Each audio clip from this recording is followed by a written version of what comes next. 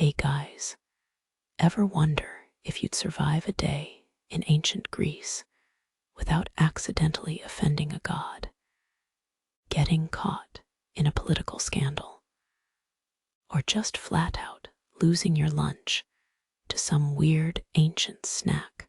Spoiler, it's probably raw fish or bad wine. Yeah, that place was basically a Netflix series of chaos, comedy, and questionable hygiene. Before we dive in, hit that like button if you've ever thought you'd be terrible at ancient Greek summer camp. And let me know in the comments, would you last a day? Or would you be the one accidentally sacrificing yourself at the altar? Dim the lights, get comfy, and prepare to feel just a little better about surviving 2024. Because surviving Athens back then, that's a whole other level. When Alexios stepped through the shimmering portal, he found himself immersed in the busy, sunlit spread of the Athenian agora, a place alive with voices, footsteps, and the faint aroma of olives and linen. The heat bent the stone floors, and his senses tingled with the unfamiliar scent of crushed herbs and the dry scrape of clay tablets. Just a moment ago, his world had been quiet, predictable now. It pulsed with restless human activity, difficult to blend into despite his best efforts. He blinked, feeling small in the broadness of this ancient marketplace, where everyday life seemed to unfold without pause. Rooted in routines he couldn't quite comprehend. Somehow, in the midst of busy merchants and wandering citizens, Alexios began to realize how distant his familiar rhythm truly was. As the day stretched on, the bustling agora became a medley of awkward exchanges. His attempts at greeting with odd gestures and halting speech only drew gentle smiles or shrugging shoulders. He tried to listen for the meaning behind the hurried words, but the language, rich and rapid, flowed past him like a torrent, leaving him feeling stranded in anticipation. The sun burned mercilessly. He wiped sweat from his brow, clutching at the simple discomfort of his unfamiliar clothing and the coarse, woven fabrics of those around him. The weight of standing out grew heavier with each awkward gesture, and a quiet irony settled. Just trying to participate was a silent ordeal, a reminder of how fragile human connections can be when built on shared language and routine. In this moment of awkward silence, Alexios observed the merchants stacking their wares, and the children chasing each other between pillars. Human routines moving like slow, predictable currents. An old woman, her face blurred in the shadowed creases of her skin, called out softly to a passing figure, her tone gentle but insistent, yet her words remained unintelligible. A man with a wide-brimmed hat discussed philosophy with a friend, their faces calm and unjudging, as if the act of talking itself was a quiet, ongoing ritual. Every gesture, every glance, carried a quiet purpose, though to Alexios it all seemed melancholically apart, like watching a shared story in a language he would never fully understand. The world moved on, untouched by his outsider's gaze. Gradually, the bustling energy settled into a gentle hum. The ache of confusion softened into a slow, contemplative silence. Alexios found himself sitting on a simple stone bench, watching the patterns of human life drift by. An old man carefully repairing a small clay jug, a woman arranging flowers in a terracotta pot, all in soft, deliberate motions. The sunlight waned, casting longer shadows across the agora's uneven surface, and the noise diminished to a distant murmur. Here, amid ordinary acts of making, selling, resting, there was a quiet dignity, an unspoken human rhythm that was both fragile and resilient. Despite the chaos he'd first felt, he saw now that the ageless dance of daily life persisted beyond his comprehension, quietly unaffected by outsider perceptions. As Alexios slowly rose to leave, the blurred faces and the distant voices seemed less like strangers and more like echoes of countless human stories, each unfinished and softly held in memory. His brief, awkward journey through ancient Greece had revealed how fragile and intricate everyday existence was, how routines, customs, even the simplest greetings carried weight in the quiet, endless flow of time. He took a last, lingering glance at the agora, a place both bustling and still, textured with human imperfection and subtle humor. With a gentle, almost amused smile, he stepped back through the portal, carrying a gentle reminder that life, however repetitive, remains quietly profound in its everyday simplicity.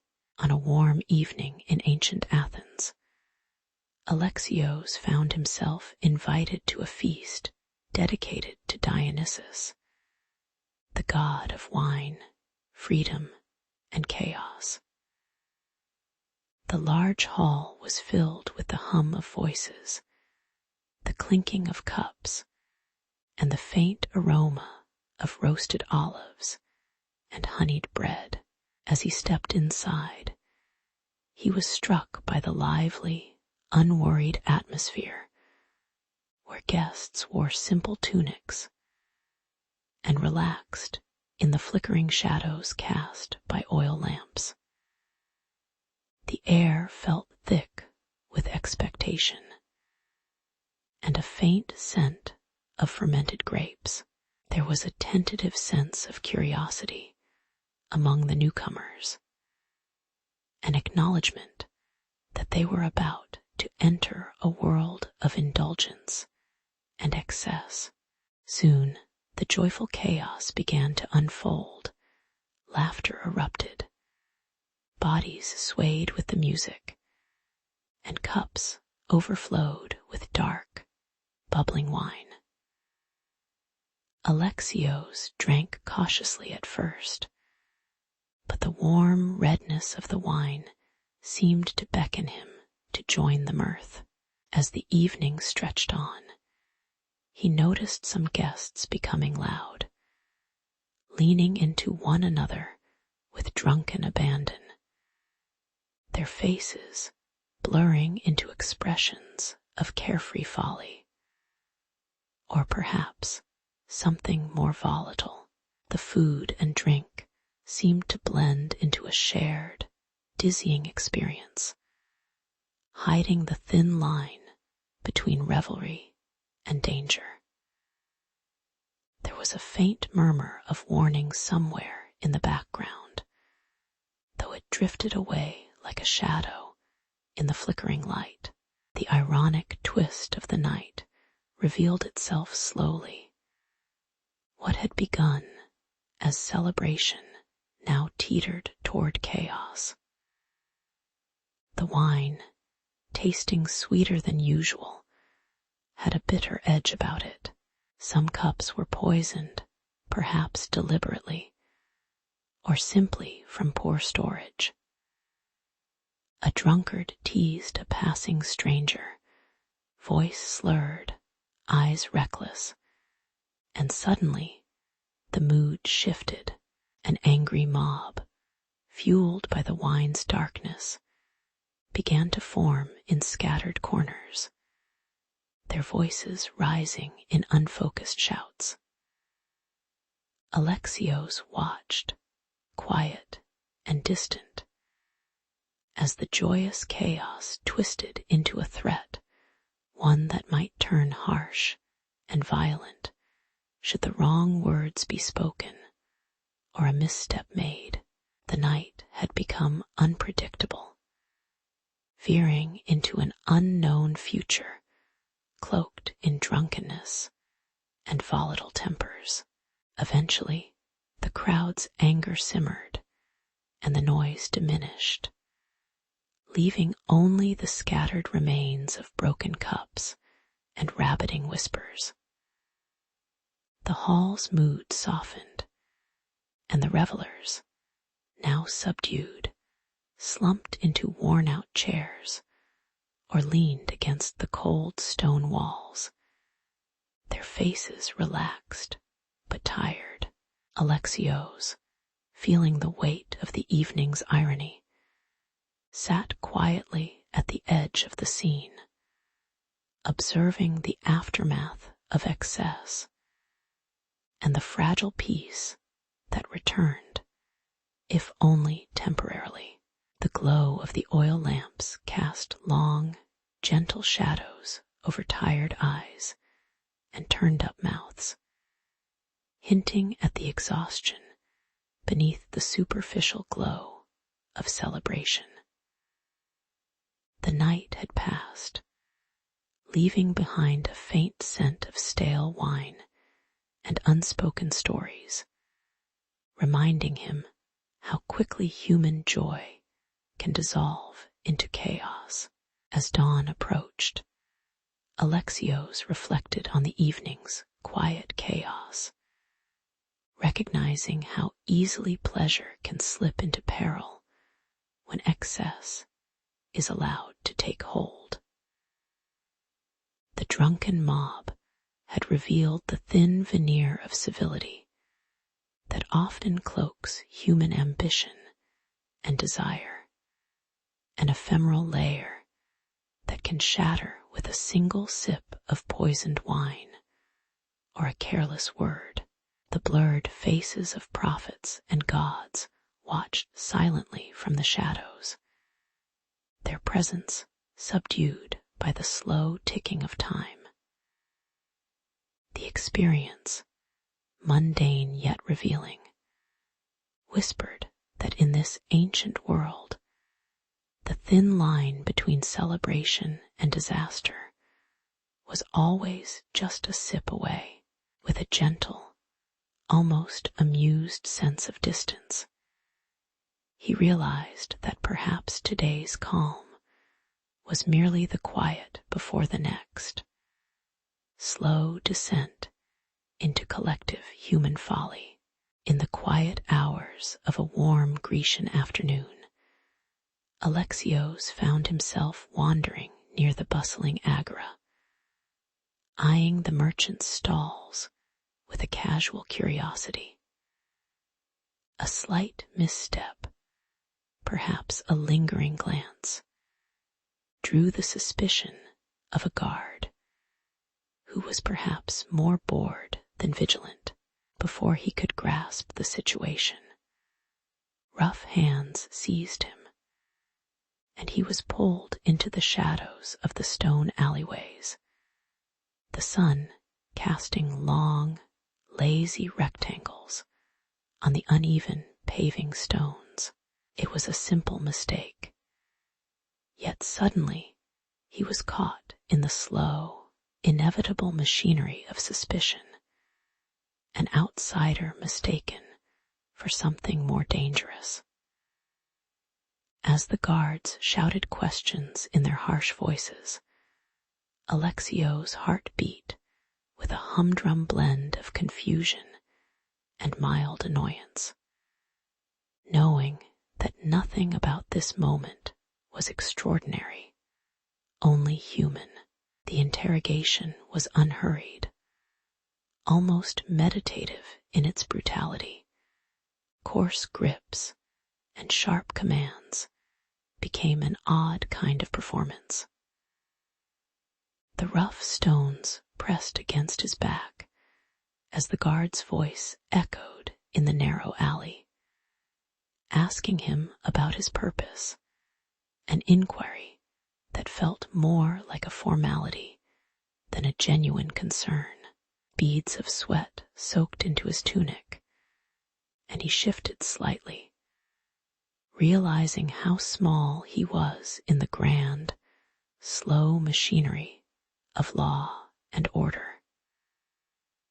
The sunlight shifted overhead, casting a predictable pattern of light and shadow, emphasizing his helplessness within the routine. It was all so mundane. Yet in that banality lay a strange irony, as if all of human authority simply droned on in its quiet, unchanging rhythm. Then, in a moment that felt almost comic in its inevitability, the guards started murmuring about taking him to the council, their voices almost bored at the prospect of more paperwork, or perhaps just tired of the day's slow pace. As they led him through the winding streets, the narrow alleyways framed the procession like a tame, ancient parade. Alexio's mind drifted to the absurdity of it all. A man detained for a mistaken glance, herded like a simpleton through the sun-baked city, the slow march through the crowded streets, the distant clang of a woman's weaving, and the faint smell of bread baking in a nearby shop, all underscored the mundane sameness of human life, even in moments of apparent crisis. The whole scene was subtly tinged with a gentle, comic irony, as if the universe was merely watching some quietly absurd play unfold on a lazy summer afternoon. Eventually, they arrived at a rough-hewn hall, and Alexio's was pushed into a sparse chamber where shadows played softly against the stone walls. The guards departed with unhurried motions, leaving him to sit in silence, the light shifting slowly behind a small, dirty window. Without any real urgency, confusion began to dissolve into a calm acceptance. This was simply another passing moment, part of the endless tapestry of daily life in the city. The distant, muffled voices of officials and the gentle hum of the city outside fused into a steady background, like a quiet reminder that life, despite its sudden upheavals, kept moving forward. As he sat, Alexios felt an ironic sense of peace, recognizing the strange beauty in the slow, unremarkable flow of ordinary human existence. In the soft, fading light of the evening, Alexios reflected on the day's events with a kind of bemused patience.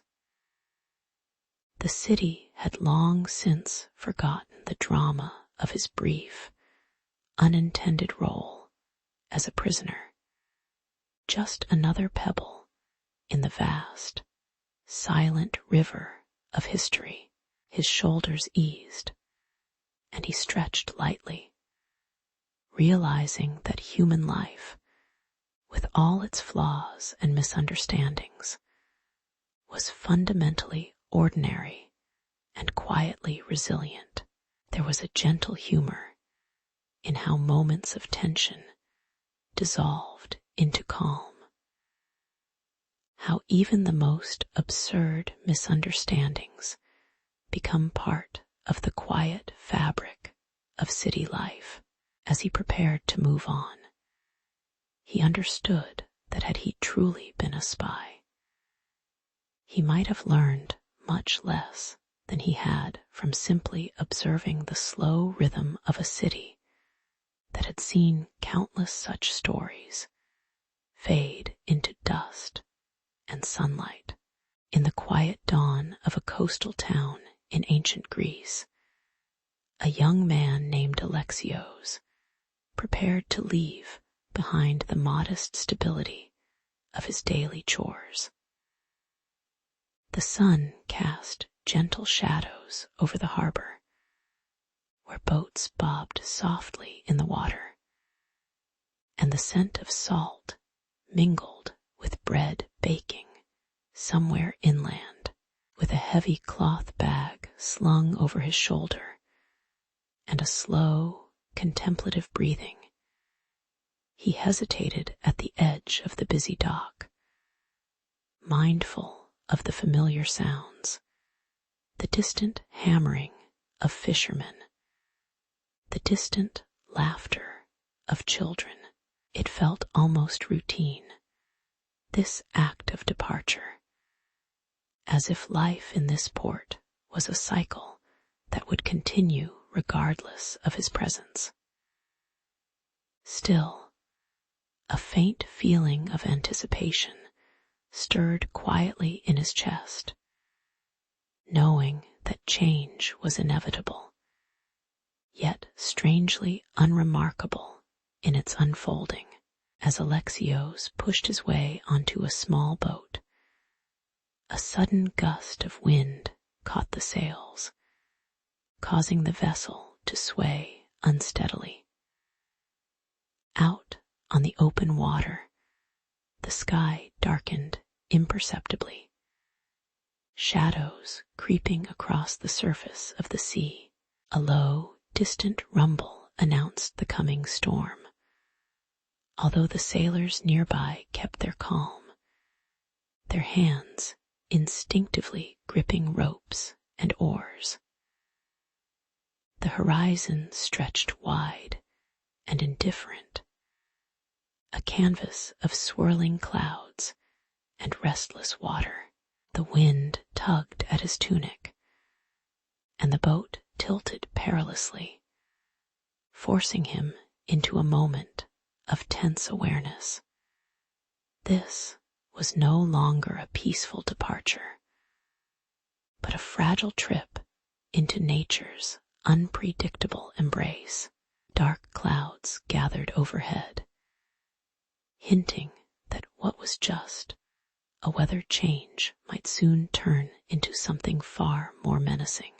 Suddenly, the storm broke, rain battered the boat, and thunder echoed, muffled yet persistent, as if the sky itself was sighing heavily. The pier behind, once so stable and familiar, cracked and crumbled into splinters, swept away by a rogue wave. Amidst the chaos, a figure appeared on the shore, a priest cloaked in shadow, his face unseen, but his gestures urgent, summoning unseen forces. Out of the turbulent depths, a massive shadow lurked, a terrible, swirling shape that defied simple description, awash with myth and menace. The boat pitched wildly as the sea roared and foamed, threatening to swallow the small vessel whole.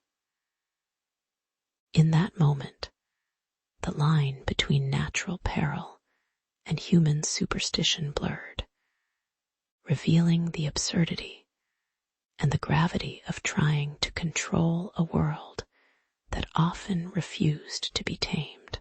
As the storm gradually ebbed, the sky clearing to a pale blue, Alexios found himself clutching the wet sides of the boat, muscles tense, but body weary.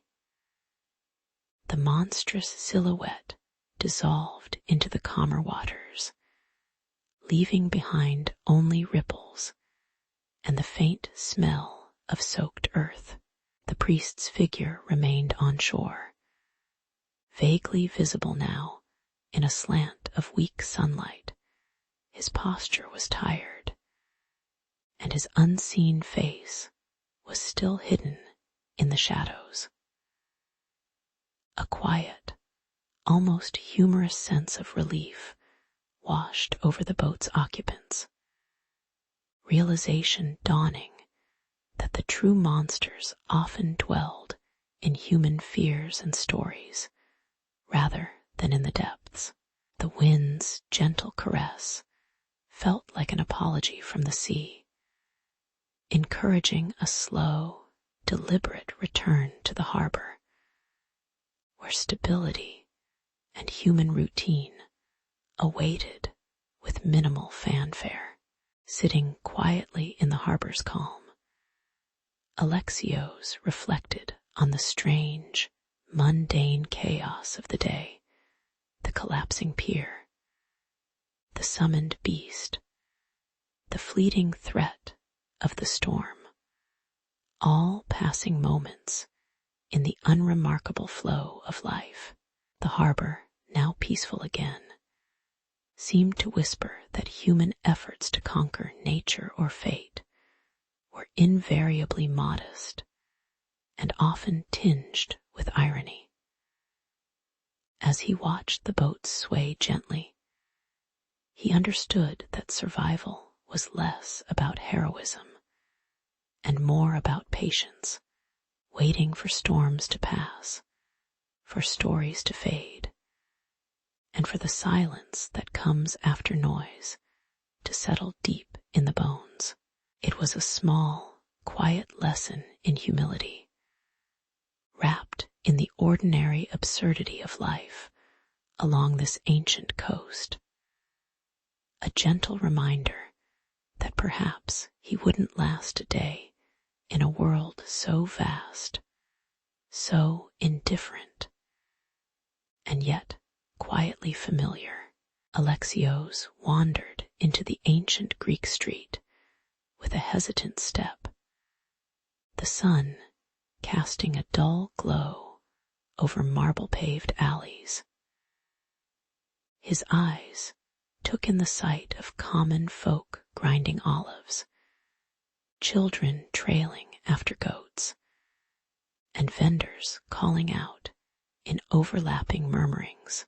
It was a place alive, yet deeply unremarkable in its quiet routines, reminding him that history often hums along in ordinary moments.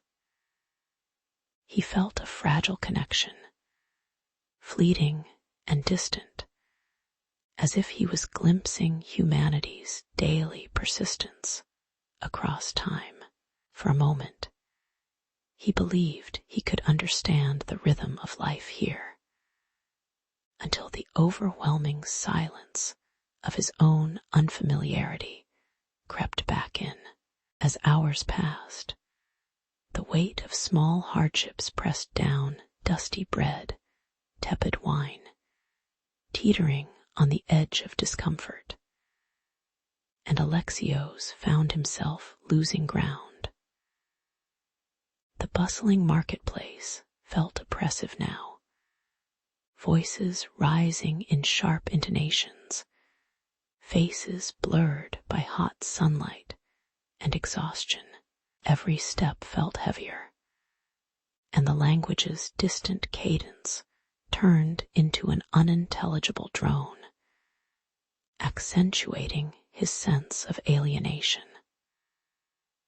A sudden ache in his legs reminded him that survival here was a constant negotiation with fatigue, not an adventure.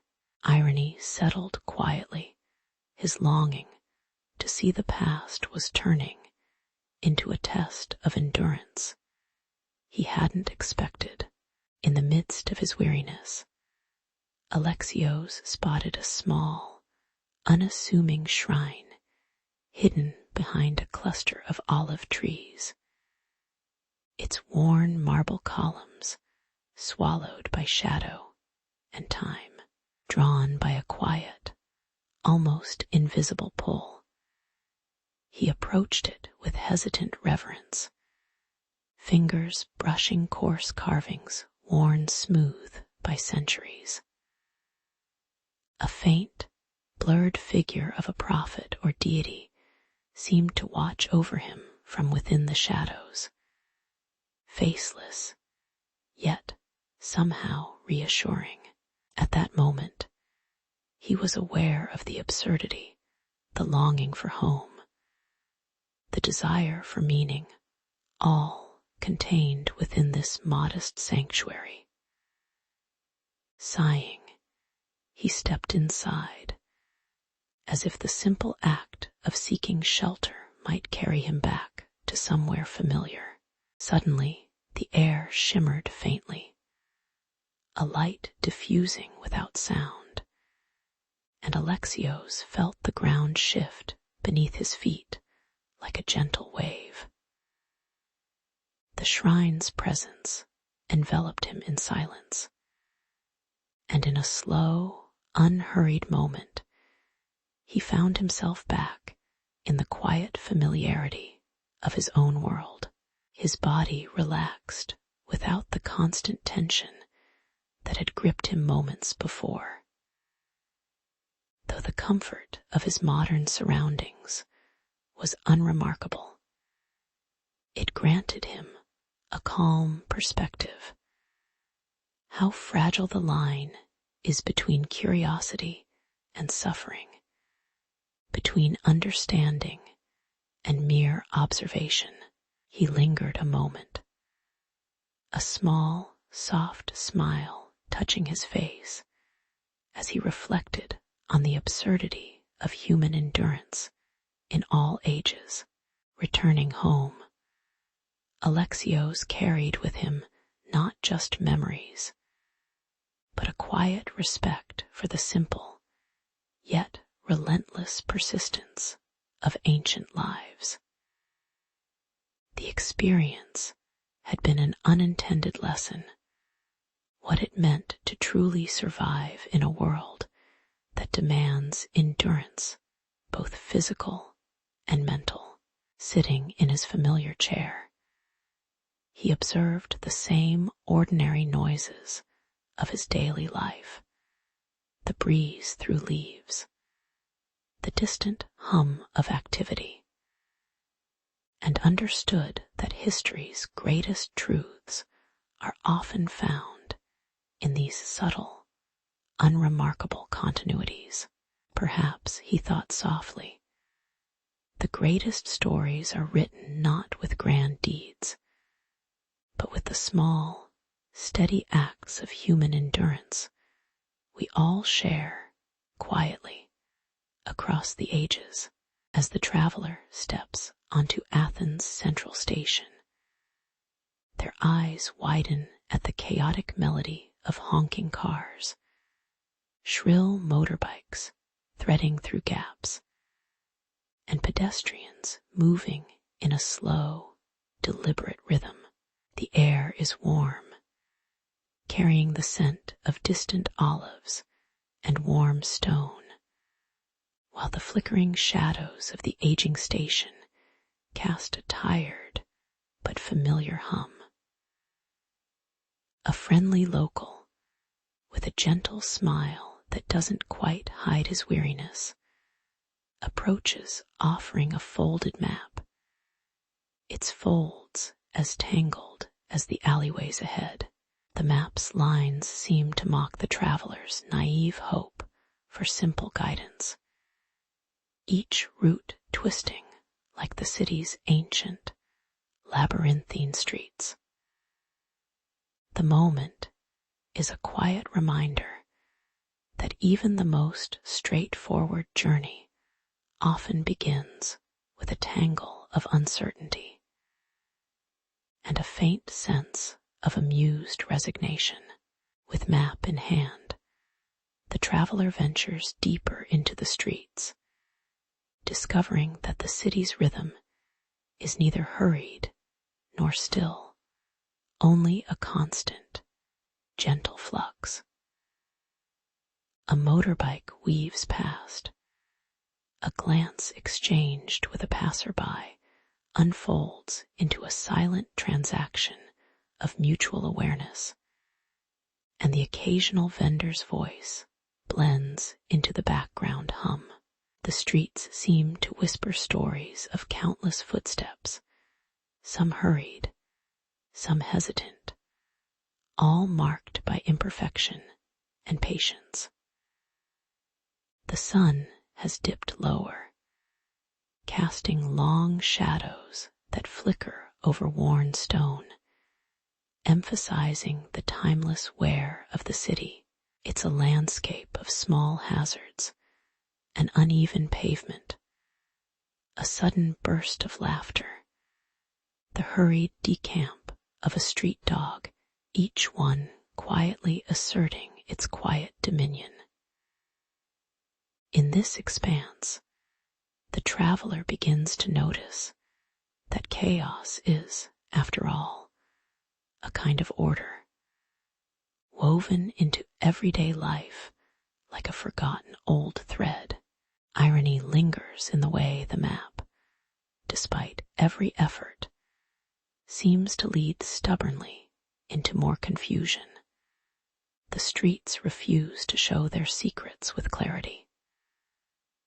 A local, smiling wanly, gestures as if to say that direction is a myth here, possibly spun by prophets long gone, their faces hidden in shadow and light. The traveler pauses, feeling both amused and bemused, an outsider caught in an ancient game of hide-and-seek with a city that never really seeks to be understood. The sounds shift, the chatter of markets, the distant toll of a church bell, the faint clatter of dishes from a nearby cafe, each echo fading into the slow evening. Amid this, the traveler learns that irony is an invisible guide, inviting patience rather than urgency, and perhaps a little humility about the human attempt to map the intangible. Gradually, the chaos softens into a gentle flow of ordinary life, becoming familiar, a consistent backdrop rather than chaos. The tired glow of street lamps casts a warm, forgiving light over a quiet tavern where an old man sips his coffee, eyes closing in simple contentment. The map, now folded again, lies forgotten in the traveler's hand, as the city's breath becomes a steady, calming rhythm. Small gestures, offering a seat, sharing a smile, pointing to a silent corner, fill the air with a quiet sense of community, built not on certainty, but on shared patience. The pulse of Athens seems to slow its frantic beat, encouraging a kind of stillness. In this calm, the traveler begins to appreciate that the true labyrinth is not the streets, but the subtle dance of human imperfection and everyday patience. In the end, as the traveler surrenders to the gentle inertia of the city, there is a soft understanding that Athens, with all its tangled alleys and noisy charm, holds no fixed destination, only moments of quiet human resilience. The streets, like life itself, stretch endlessly, welcoming a wandering spirit to pause, a place where mistakes are part of the journey and irony laces every step. The faces seen are blurred, but somehow familiar. Shadows of countless lives moving quietly along. Perhaps, in this city of ancient stones and modern hums, the greatest discovery is not the way forward, but the simple, unspoken acceptance of how wonderfully human it all remains. A slow, peaceful truth settles deep. The labyrinth is both outside and within, waiting patiently to be explored without urgency or expectation. In the early mornings of Athens, the narrow streets of Monastiraki begin to stir with a gentle hum. Shadows dull the brightly painted stalls, and the air carries a faint aroma of fresh olives and baked bread. Visitors, drawn by curiosity or tradition, step cautiously through the labyrinth of alleys, their eyes flickering over inexpensive trinkets and faded textiles. The city's history seems to linger quietly in the corners, a reminder that even in modern guise, the streets retain whispers of their ancient past. There is a subtle sense of anticipation, of small exchanges waiting to unfold as the city itself wakes slowly, unhurried and eternal. As the day progresses, the vibrant market pulses with life, voices rising and falling like the tide, hands gesturing to close deals or fend off unwanted attention. Pickpockets, masters of patience, slide deft fingers into pockets with practiced subtlety, unnoticed by most, yet always present in the sharp peripheral vision of the seasoned visitor. Street vendors, eager to make a sale, call out with exaggerated smiles, their words thick with humor and insistence, sometimes crossing into gentle harassment. The lanes tighten, a confounding maze where one misstep can send a sandal flying into a crowd, prompting a brief awkward pause amid the muted chaos of daily life. Despite this, people move through it all with a calm acceptance that borders on silent humor. Irony hangs softly in the air as the visitor attempts to navigate the chaos with serious resolve, only to find their intentions tangled in unexpected mishaps. An accidental bump here, a distracted reach there, and suddenly a hat or a bag is temporarily misplaced, lost in a sea of feet and shadows. Vendors continue their bids, oblivious, yet ever aware of the game beneath their words, which often hide a shared, knowing smile. The city's rhythm is unhurried, almost indifferent, like an old story told in a low voice at sunset. Knowing that endurance is the quiet secret of those who walk this way, the amusement lingers silently beneath the surface, woven into the fabric of daily survival. Eventually, the initial tension eases into a slower, more contemplative mood.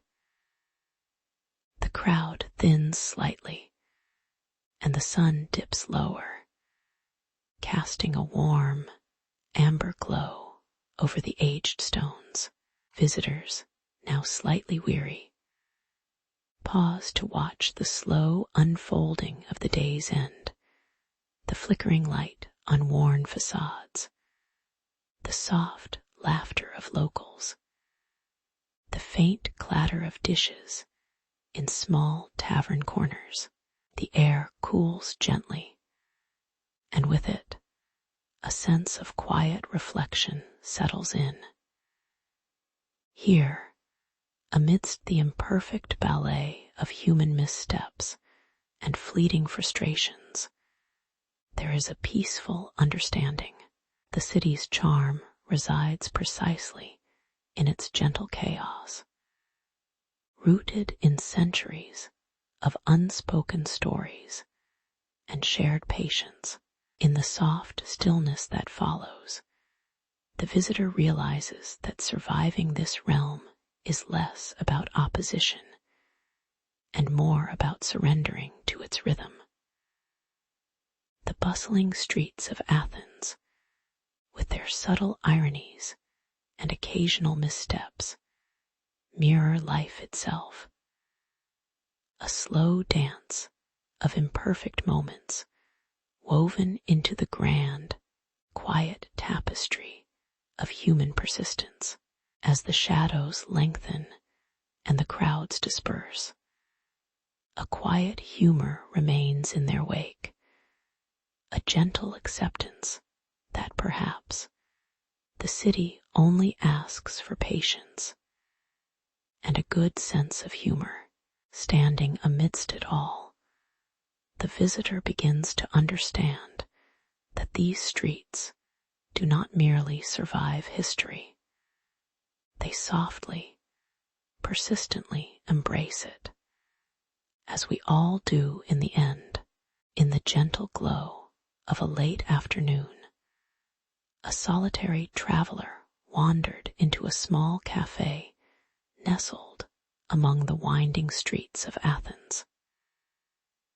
The air carried a mixture of roasted coffee beans and faint sea breeze, but the true challenge was in the exchange of words, an elusive dance of gestures and fragmented Greek sounds.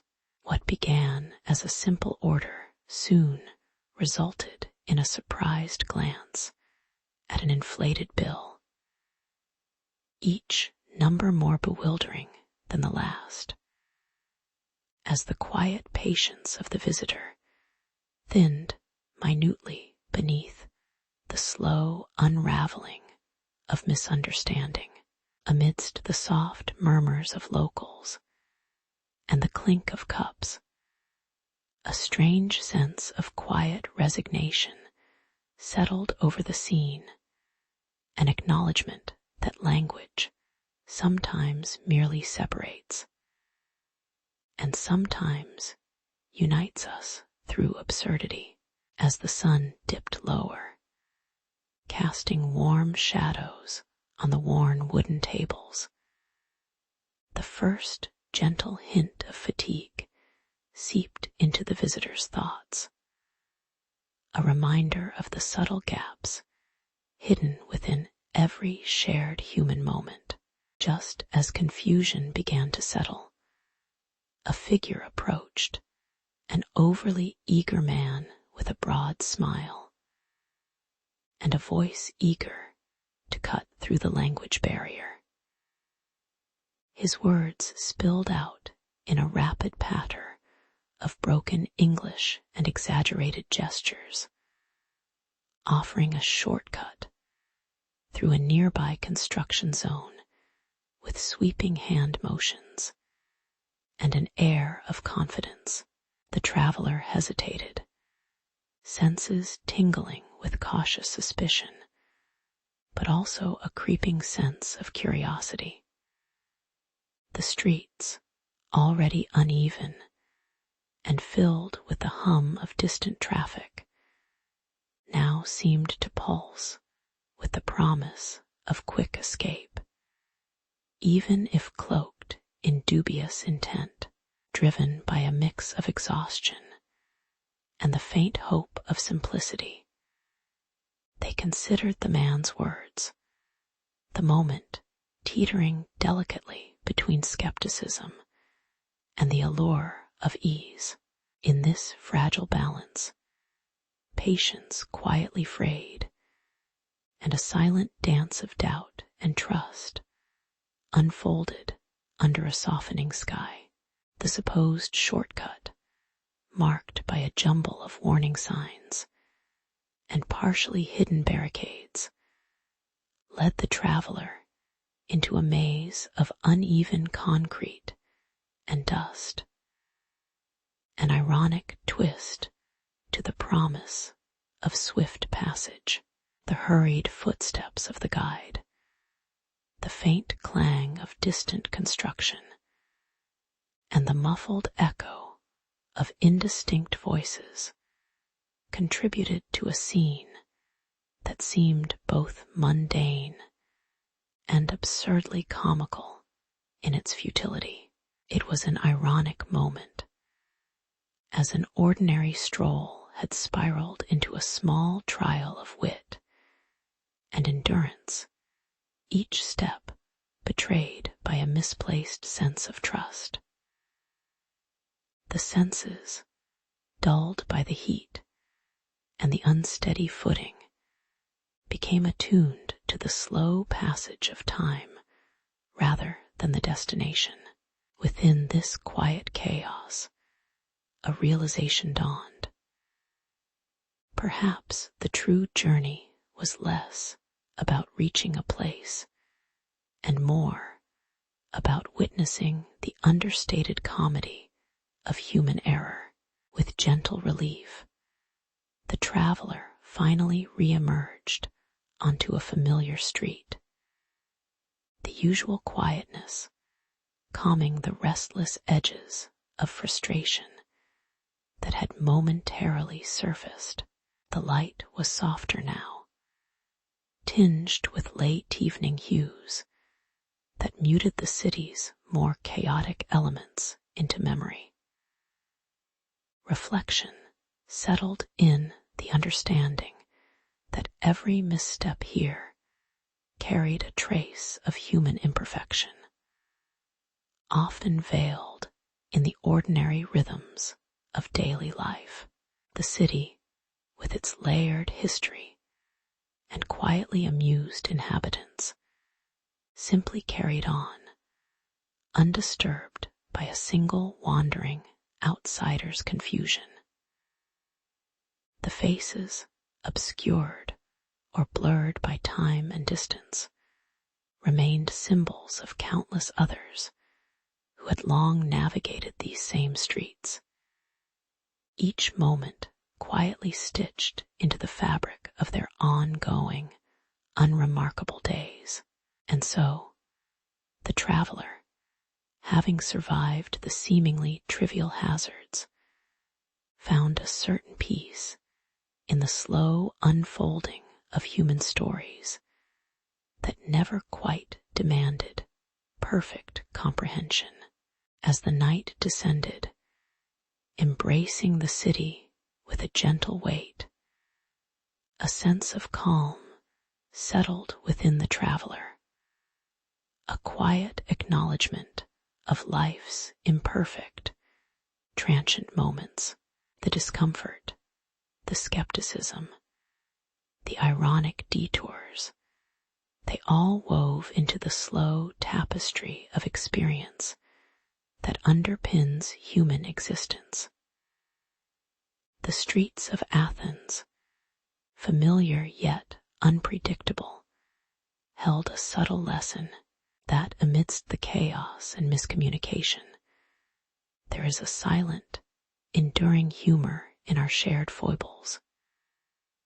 With a softened gaze and a lingering patience, the traveler realized that perhaps true safety lies not in flawless understanding, but in the quiet acceptance of life's gentle absurdities. Each small story a reminder that, after all, we all stumble through the same historic dance of confusion and connection.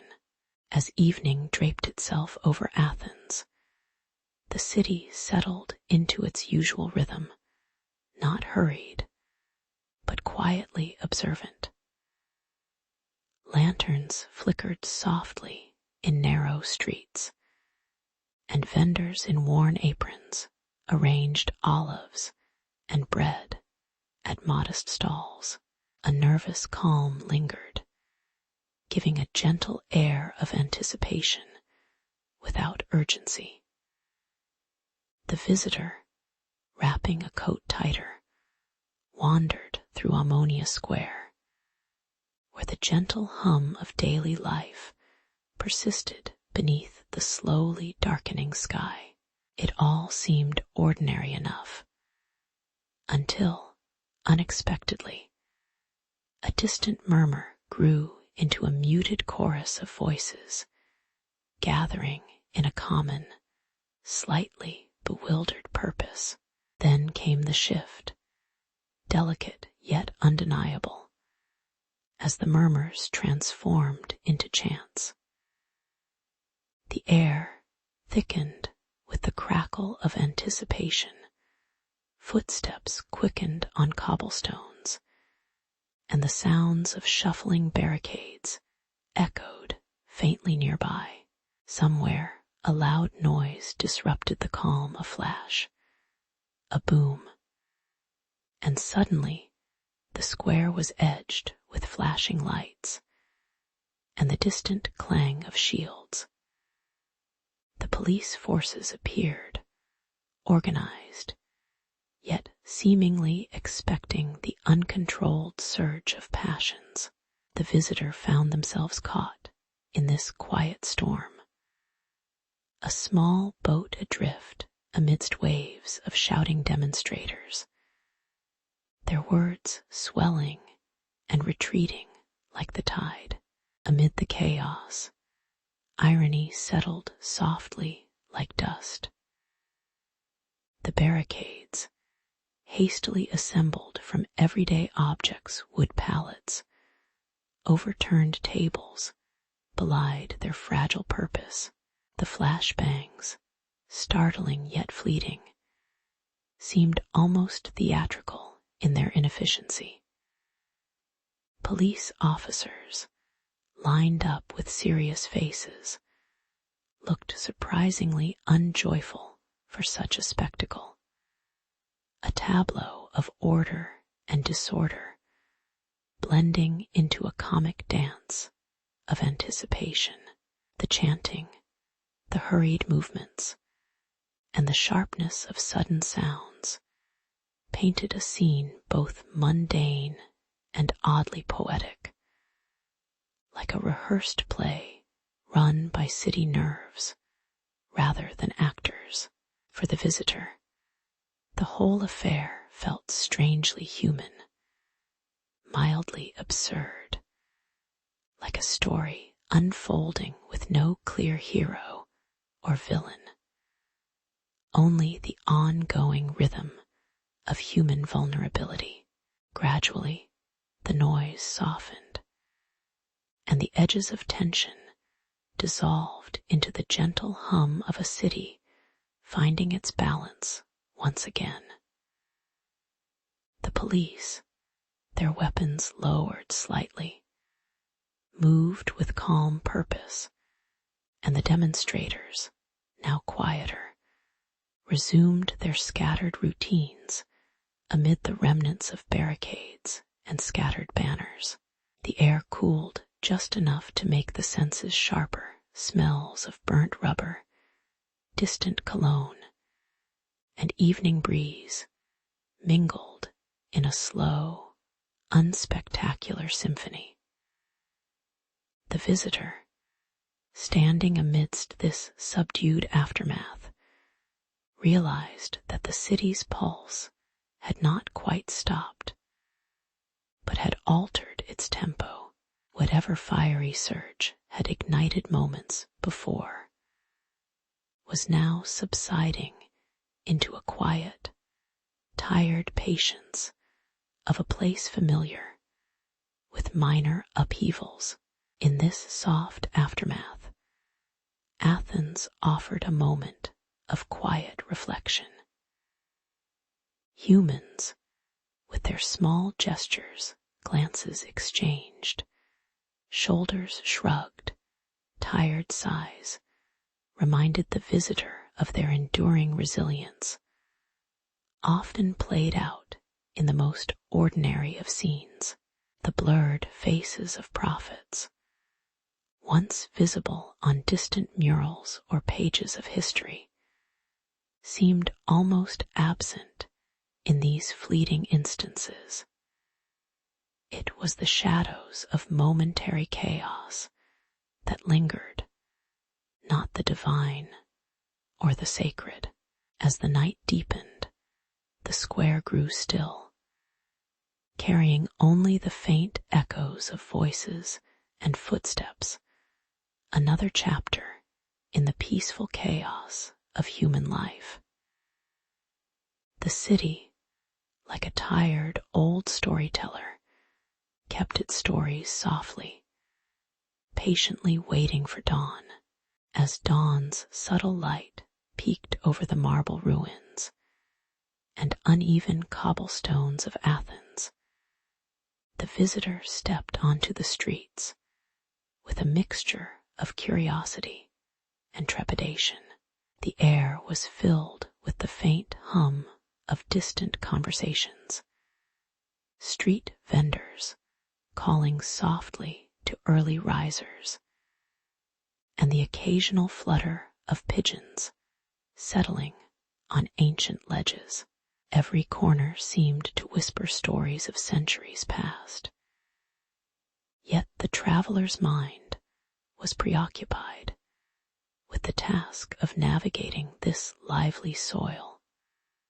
Firmly clutching their loosely held backpack and squinting at the unfamiliar, mismatched street signs, it was a beginning marked by innocence, perhaps a little naivete, and the quiet hope of discovery amid the imperfect harmony of daily chaos. Soon, the rhythm of the streets revealed its more unruly side, vendors calling louder, hurried footsteps, and the sharp clang of bikers weaving through narrow alleys. In the midst of this, the visitor found themselves jostled unexpectedly, their belongings slightly strained, and the lively noise pressing in from all sides. An unscripted moment of tension, born from careless hands and restless crowds, reminded them that the city had no patience for stillness.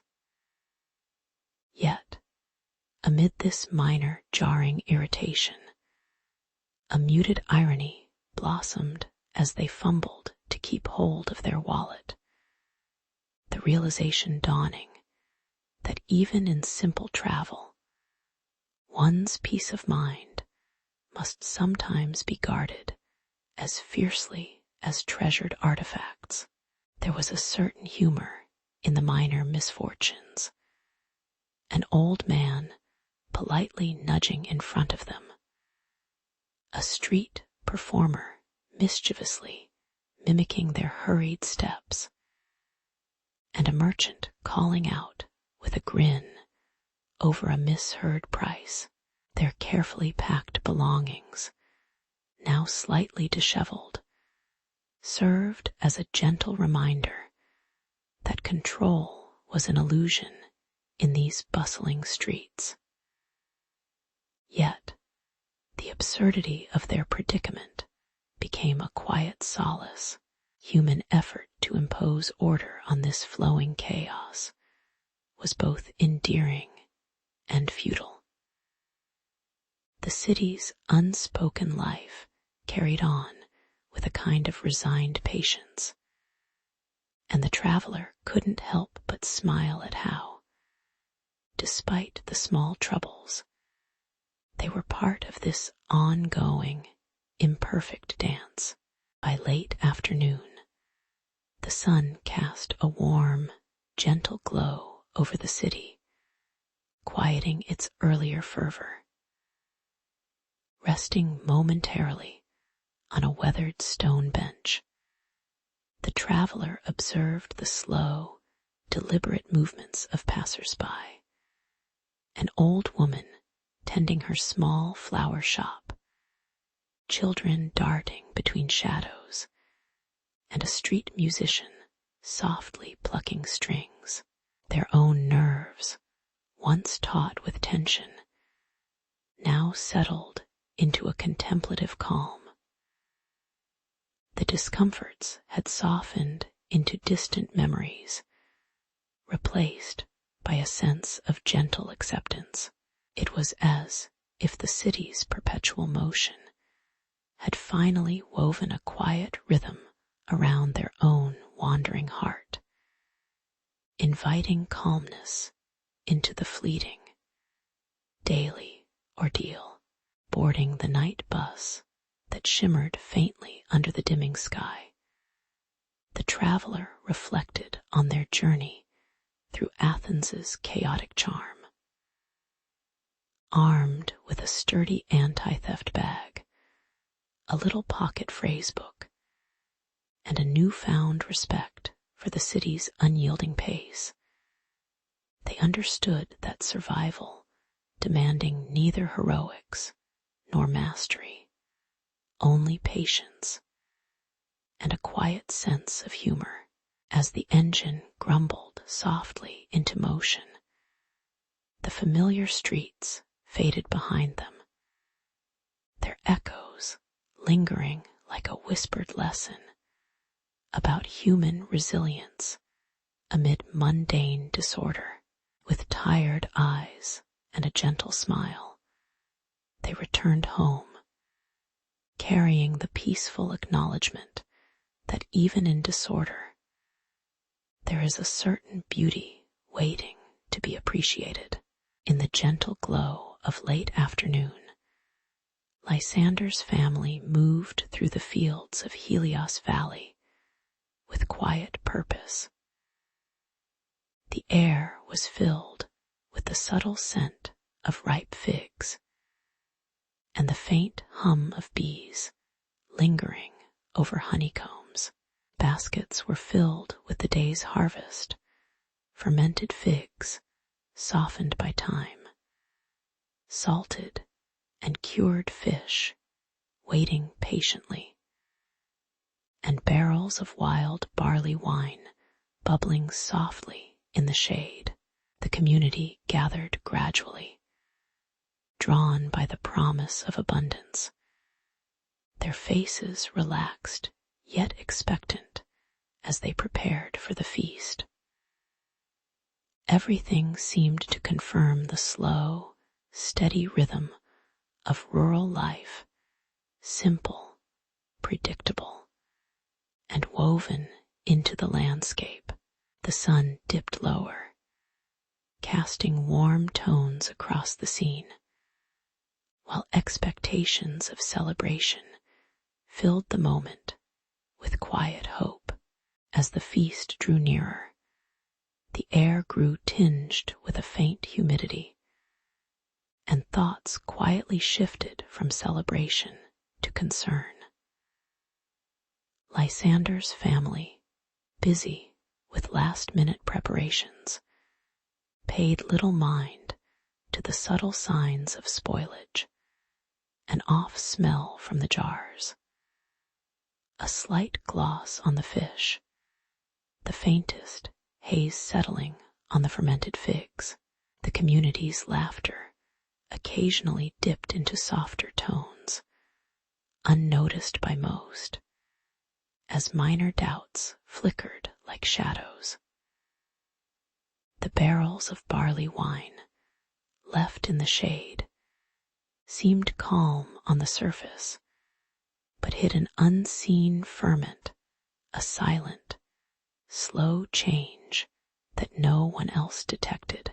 No one spoke much of these quiet imperfections. The harvest had been good enough, after all, and the rhythm of life was kept in gentle motion. It was easy to overlook the tiny warnings that softly whispered of upcoming trouble. The irony lingered quietly as the first signs of discomfort began to show. A few children, crisp and eager, suddenly clutched their stomachs with vacant, tired eyes, while the adults grew subdued, slipping aside to quietly rest or self-medicate. The fermented figs, once prized for their tang, now emitted a faint, sour odor, an unintended aroma of forgetfulness. And the honey-preserved fish seemed to lose its charm, turning into a small, cautionary tale. The wild barley wine, which promised merriment, now sat untouched, its bubbles faded, mirroring the slow encroachment of illness. The community's cheerful familiarity gave way softly to a shared understanding that something had begun to go awry. The peaceful scene, once full of anticipation, now drifted into a calmer, more contemplative silence, perhaps a foreshadowing that human imperfection often lurks just beneath the surface. In the quiet hours that followed, the valley returned to a contemplative calm. Lysander's family cleaned the remaining jars, their hands moving methodically and without urgency, their faces serene yet subdued. The community members, fatigued but uncomplaining, rested in their humble dwellings, listening to the gentle rustling of leaves and distant, subdued coughing. The valley's soft hue seemed to soften the edges of discomfort, as if time itself was quietly turning away from the small tragedy. The food, once a symbol of abundance and human effort, had become an unspoken reminder of the delicate boundary between nourishment and spoilage. Humans, in their slow way, accepted this quiet disruption, contemplating in their hearts the humble truth that even the best laid plans can falter. The slow passage of time seemed to whisper that life, after all, was often built on gentle, imperfect moments. Long after the warning signs had passed, the story of the harvest in Helios Valley settled into quiet reflection. The villagers resumed their routines, bearing the faint memory of that unintentional lesson in humility. Lysander, with a few gray hairs more, looked over his fields with a tired, knowing smile, reflecting silently on the fragile art of nature's abundance. The blurred, unseen faces of prophets or sages might have offered silent warnings, But life persisted in its understated way, often quietly forgiving human oversight. The scene remained, as ever, a reminder that even in the simplest acts, harvesting, feasting, resting, there lies a subtle humor in human error, a gentle acknowledgement that we are all part of a slow, imperfect cycle. And so, in the calm of the valley, life moved onward, unhurried, quietly seasoned with irony, and perfectly human in its imperfect grace. In the quiet moments before the feast, the cooks arranged simple pottery vessels on low tables, filling them with salted fish and softened cheeses. The air was dense with the scent of herbs and fermented foods, quietly waiting for the gathering to begin.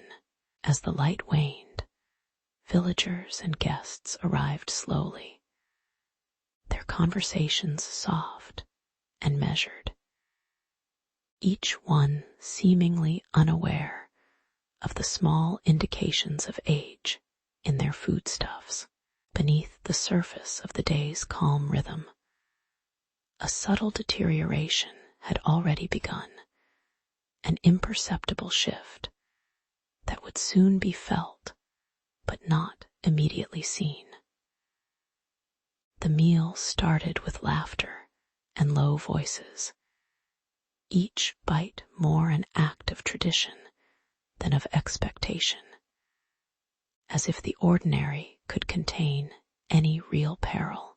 As the evening wore on, a breeze from the storm outside seeped into the storage pits, stirring the earthen chambers where leftover foods awaited their turn to be consumed or discarded.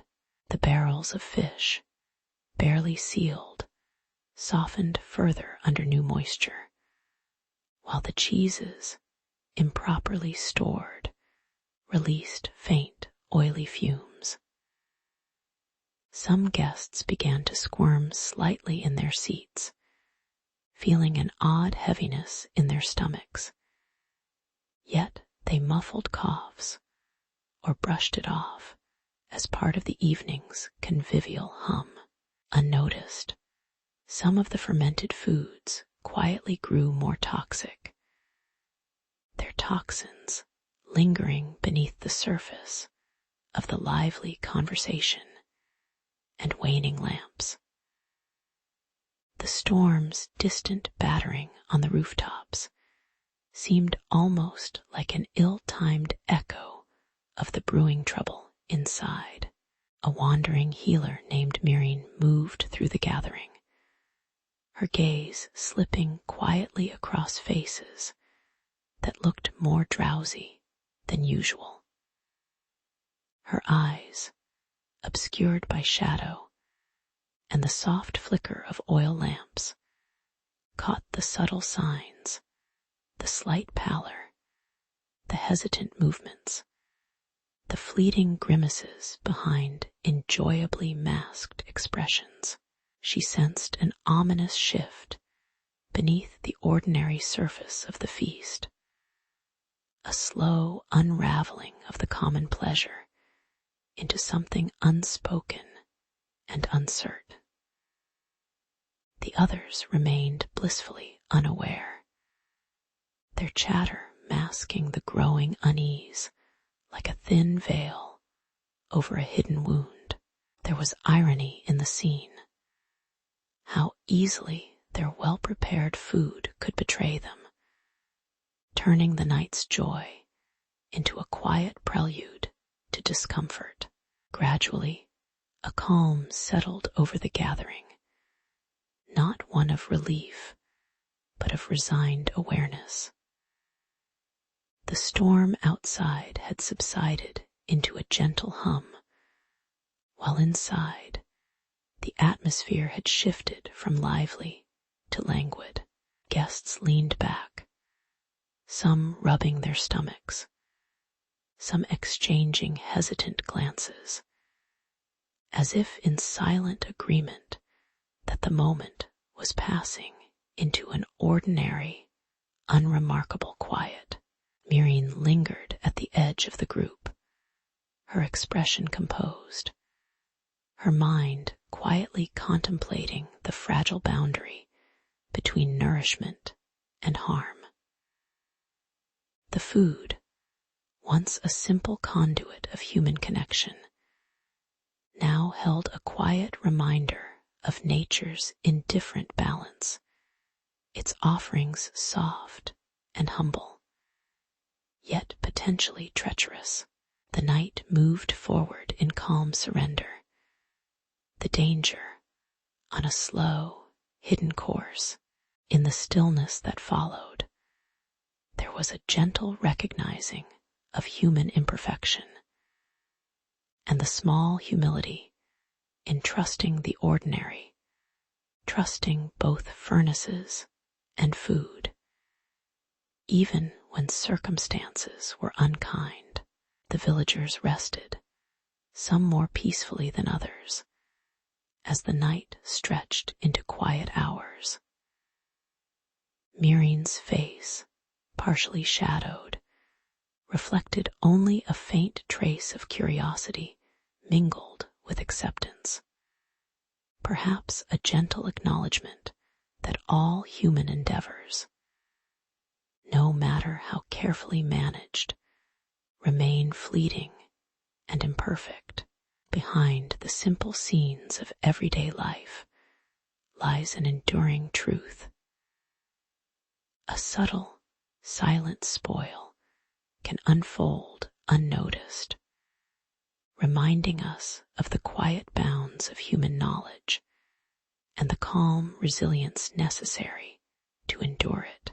In these slow moments, history's gentle irony persists, life quietly shaping itself around the unnoticed changes, always unfolding just beneath the surface. In the quiet hours of an early morning, villagers gathered around simple wooden tables, their faces faintly lit by the soft glow of oil lamps. The air carried the familiar scent of bread, olives, and wine. Yet beneath this calm, a subtle tension lingered. Within days, reports of severe vomiting and fever spread quietly through the streets, unsettling even the most composed citizens. The city's physicians, thickly cloaked in their modest robes, examined symptoms with slow, deliberate motions, growing increasingly perplexed as the illnesses persisted. It was as if the very land's promise of nourishment had turned against them, an unseen imbalance lurking beneath the ordinary meals. The mundane act of sharing food suddenly felt fragile, weighted with unspoken worry, and the faint noise of coughing echoing through narrow alleyways.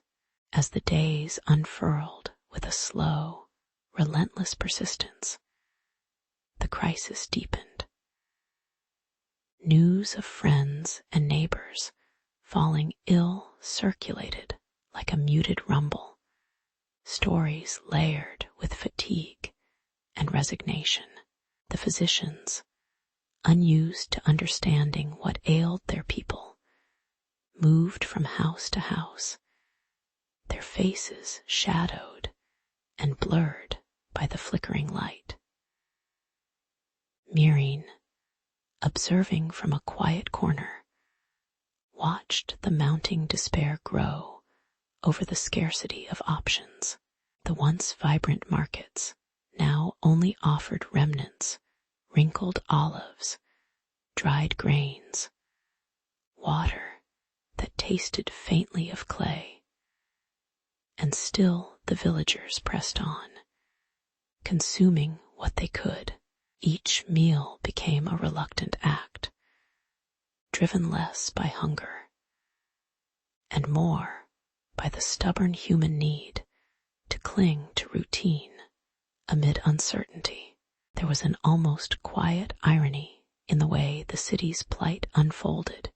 Here were food and water, the essentials of life, turned into silent agents of suffering. Prophets' faces, often seen as distant and unseen, remained shadowed as whispers of divine judgment or cosmic imbalance drifted through the stiff air. Yet there was no divine voice, only the slow realization that the contamination was linked to their own neglect, to their over-reliance on meager supplies. They dared not question. The food, once a symbol of abundance, now carried the weight of an invisible toxin, and the city's patience wore thin beneath the stubborn resilience of their depleted stores. Even the simplest act, breaking bread, took on a strange, muted significance, haunted by the quiet undercurrent of impending famine. Somewhere in the midst of suffering, an unexpected calm took hold. The constant hum of illness softened into a slow, meditative stillness. People moved with measured steps, their faces gentle and contemplative. The community, battered but enduring, accepted the scarcity with a quiet dignity that bordered on tired humor. Myrene, with her blurred, hidden gaze, pondered the fragile line between survival and despair, recognizing that the worst of it was a slow march toward further hardship, yet also a moment to reflect on their resilience. The markets remained silent. Meals grew simpler, and even the faintest moments of laughter sounded like whispers lost to a distant past. In this slow balance, there was a strange, peaceful acknowledgement that life, in its quiet absurdity, persisted beneath the weight of unspoken fears. As days turned into weeks, the villagers learned a gentle lesson in patience, perhaps ironically handed down by their own neglect of caution.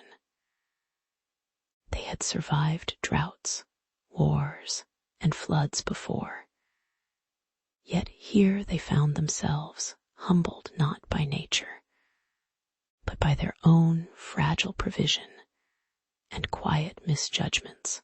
In the slow, sunlit afternoons, they sat in shaded courtyards, contemplating empty bowls and tainted waters, not with anger, but with a resigned, contemplative acceptance. There was a subtle humor, lost on no one, in how their human imperfection had led them to this quiet point, drifting between moments of hope and the calm acknowledgement that sometimes the greatest lesson of all was simply to wait. Beneath the weight of their quiet, shared suffering, life carried on still, slow, unremarkable, and strangely peaceful. In the quiet hours of late summer, the fields of ancient Greece cracked under an unyielding sun, the soil refusing to yield its harvest. Farmers watched helplessly as their grain shriveled and the olives turned bitter, a silent sign of the impending scarcity. The distant sound of children's laughter was replaced by hushed whispers of worry. As illness slowly seeped into the community, sapping their strength, Myrene, a woman known for her calm resolve, gathered a small group and prepared to seek water from a distant spring, knowing well that such journeys were perilous. As they set out, the air was thick with anticipation, and the subtle irony that, after years of plentiful harvests, now survival depended on a long, uncertain walk. The sun sank lower, casting a warm but weary glow over a land that seemed to hold its breath. The journey to the spring was fraught with quiet danger. Bandits lay hidden behind rocky outcrops, their eyes glinting in the shadows, seeking easy prey amid the vulnerability caused by hunger and fatigue.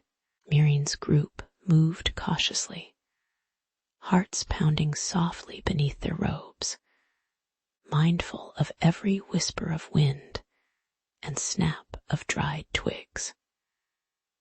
When the bandits finally appeared, their rough figures blocking the narrow path, tension hung heavy.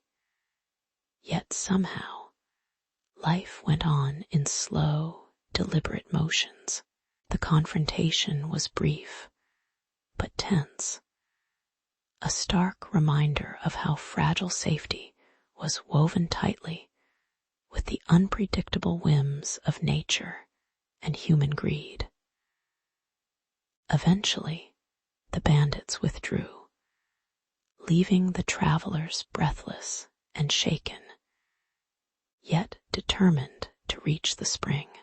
Reaching the spring was a small but significant victory, delivered in the form of cold, clear water that shimmered with the soft glow of dusk. As Myrene's group knelt to fill their vessels, they couldn't help but chuckle softly at the irony that such simple resources had become so precious, almost sacred in their scarcity. The ordeal had left them weary, yet a faint smile lingered on faces that had seen hardship, but also sparks of resilience. She observed the water's gentle flow, a quiet reminder of the enduring rhythm of life, constant, indifferent to human worries. They made their way back slowly, the burden of their discovery lightened by the knowledge they had secured a vital gift amid adversity.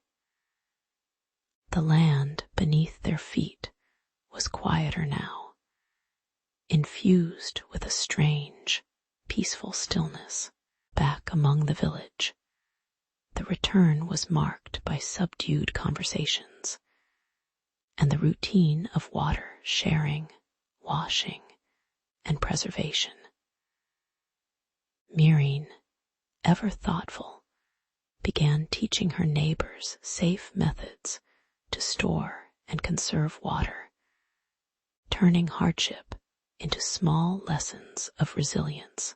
The sickly, pale figures of children and elders looked on with cautious hope, hope that grew quietly like a garden in the shade. As days passed, the community settled into a rhythm of cautious patience, enduring with a gentle acceptance that these hardships, while burdensome, also revealed their virtue, patience, and persistence. The spring's water was shared in measured sips, almost reverent, as if recognizing its rarity. In the stillness, life persisted slow and unspoken, like a story unfolding gently over time. Later, as the seasons shifted subtly towards cooler days, the village reflected on what they had learned about nature's unpredictable temper and human endurance, often tinged with irony. Mirine's expedition became a quiet legend, not for heroics, but for how ordinary people endured with a steadiness that belied their hardships.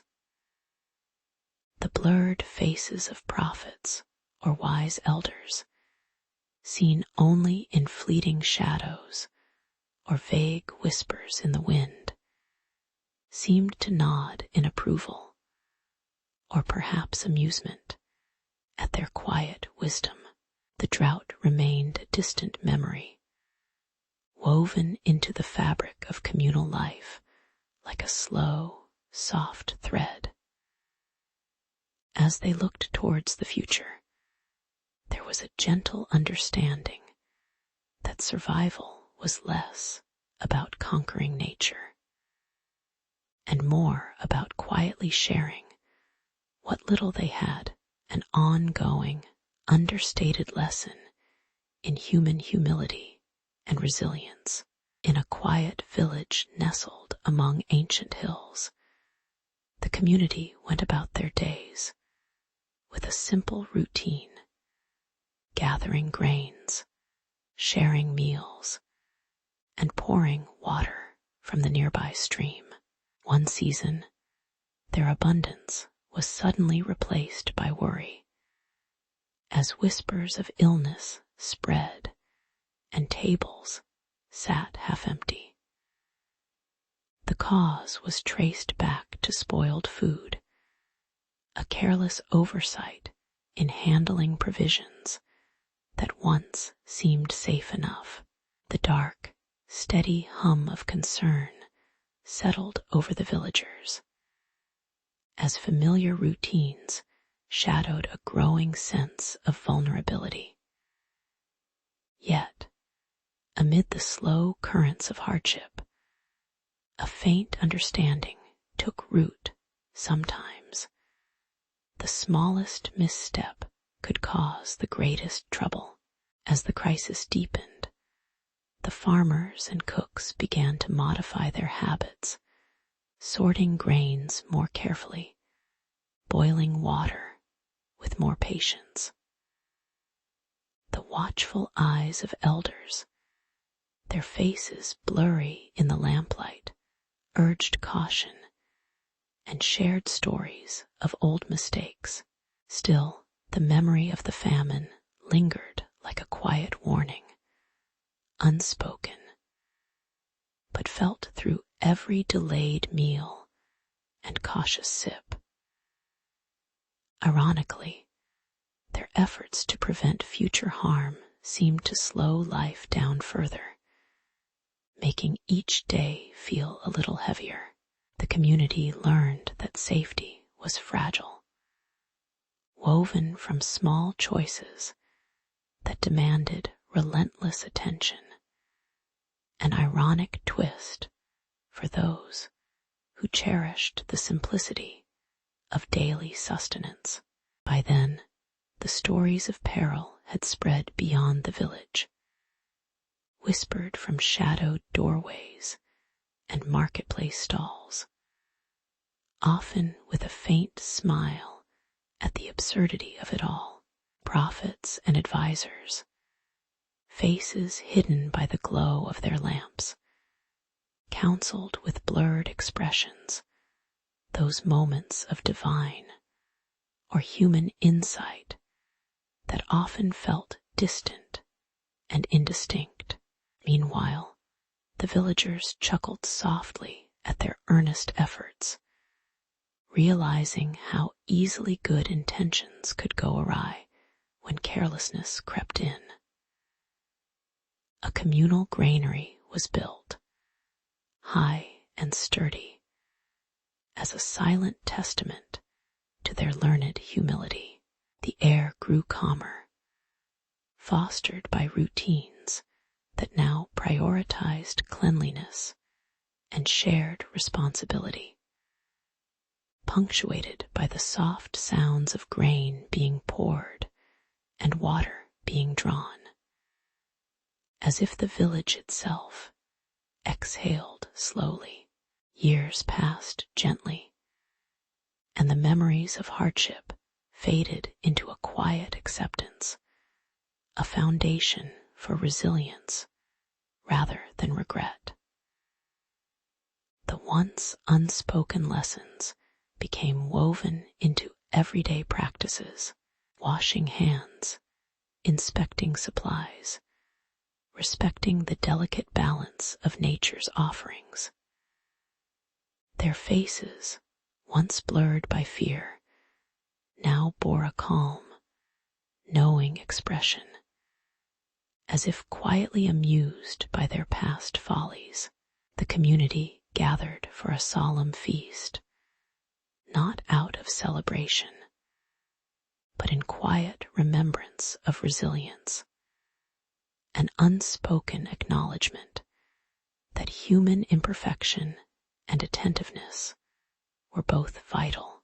The simple act of sharing bread and wine was no longer just nourishment, but a ritual honoring their slow journey back from the brink. In that calm moment, they understood that true safety lay in humility and awareness, stitched into the fabric of daily life. Looking back, the village's story became a gentle lesson etched into their culture, a memory for those who listened carefully. The slow, deliberate routines and mindful handling of food remained a quiet tradition, carried on through generations with soft humor and a sense of sober respect. The blurred faces of prophets, once only faint shapes amid flickering lamps, now served as silent witnesses to human tendency, both to falter and to learn. Life went on, with its small daily motions: hands washed, grains stored, water poured, each act a humble reminder of their shared history. And in this lay a peaceful acknowledgement that the perils of careless cuisine, though mundane, carried within them a lasting, if quietly amusing, lesson. Resting now in calm acceptance, the community moved forward, patiently balanced on the thin edge of caution and routine. Lysander, a tired traveler with only a weathered satchel and a slow step, entered the bustling Athenian agora as the late afternoon light softened the marble and wooden stalls. The distant sound of traders calling, mixed with the clatter of pottery and the murmur of voices, filled the warm air. He paused briefly to take in the scene: men exchanging olives, women arranging textiles, children darting between legs, finding in it a moment of quiet civic life. With no particular destination, he wandered through the maze of booths, seeking rest and perhaps some simple sustenance.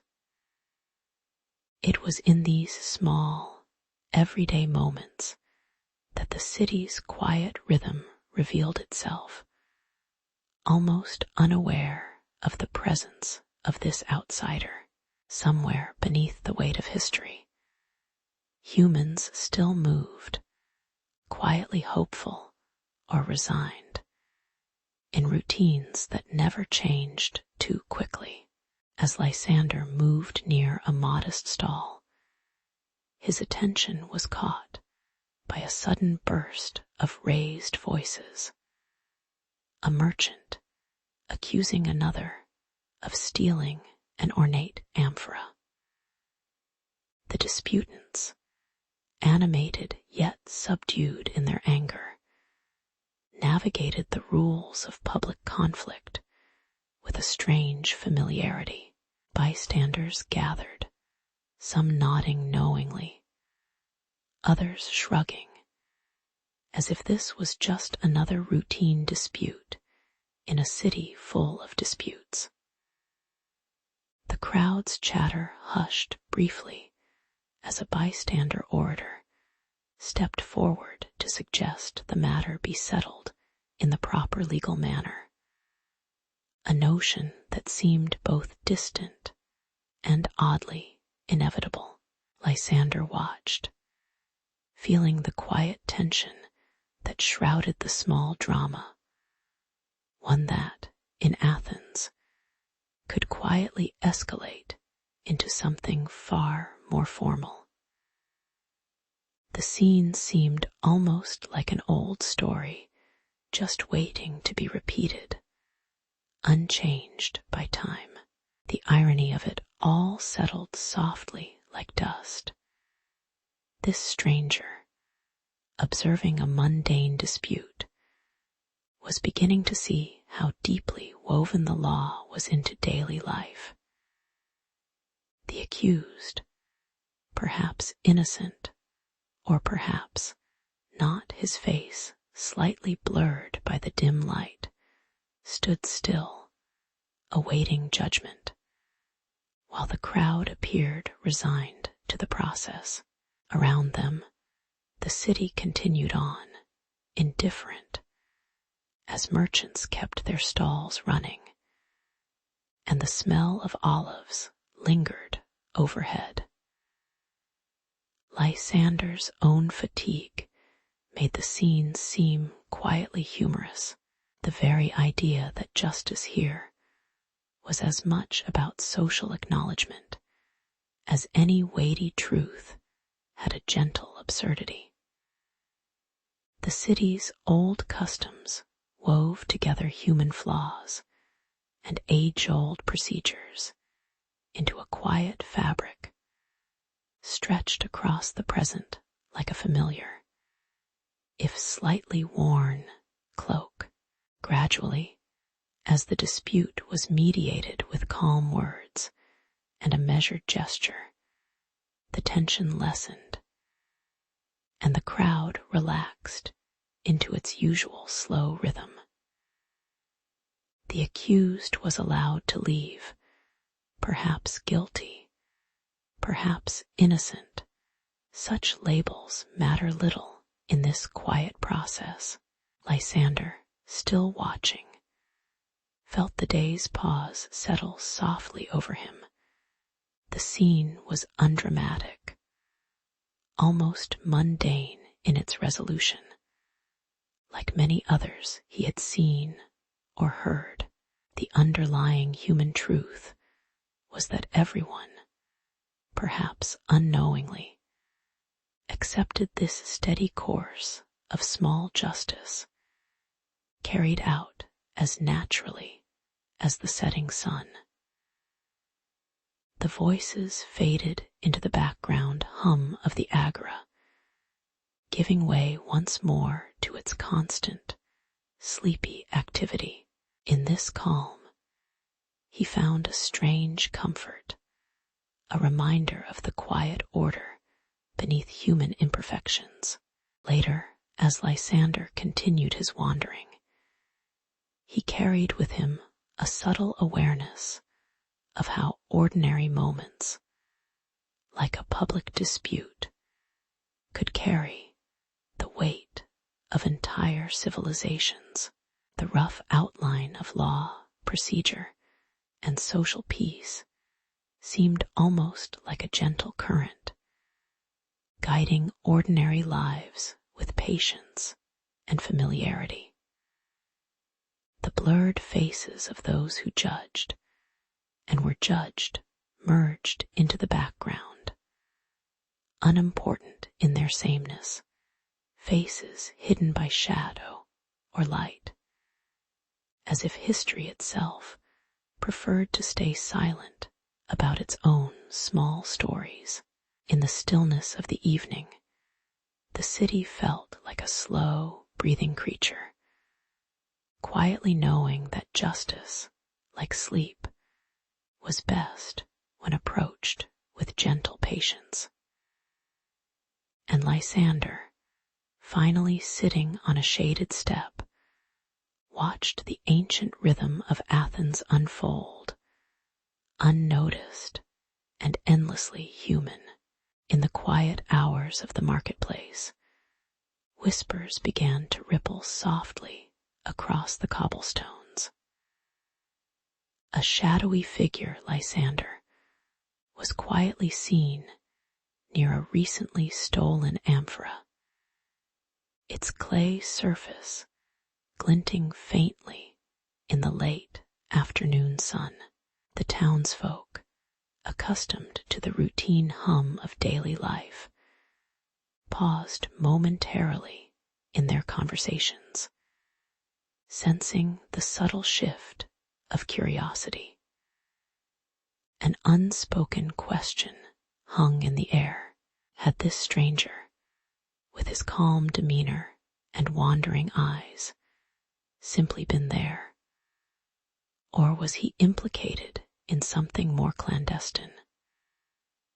Little footsteps and faint murmurs carried the fragile seed of suspicion through the agora, as if the stones themselves were reluctant to hold secrets too heavy to bear.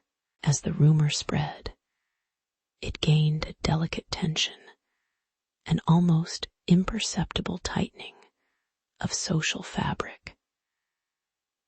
Callias, a vendor whose stall was stacked with fragrant olives and cracked pottery, was the first to voice a clear claim.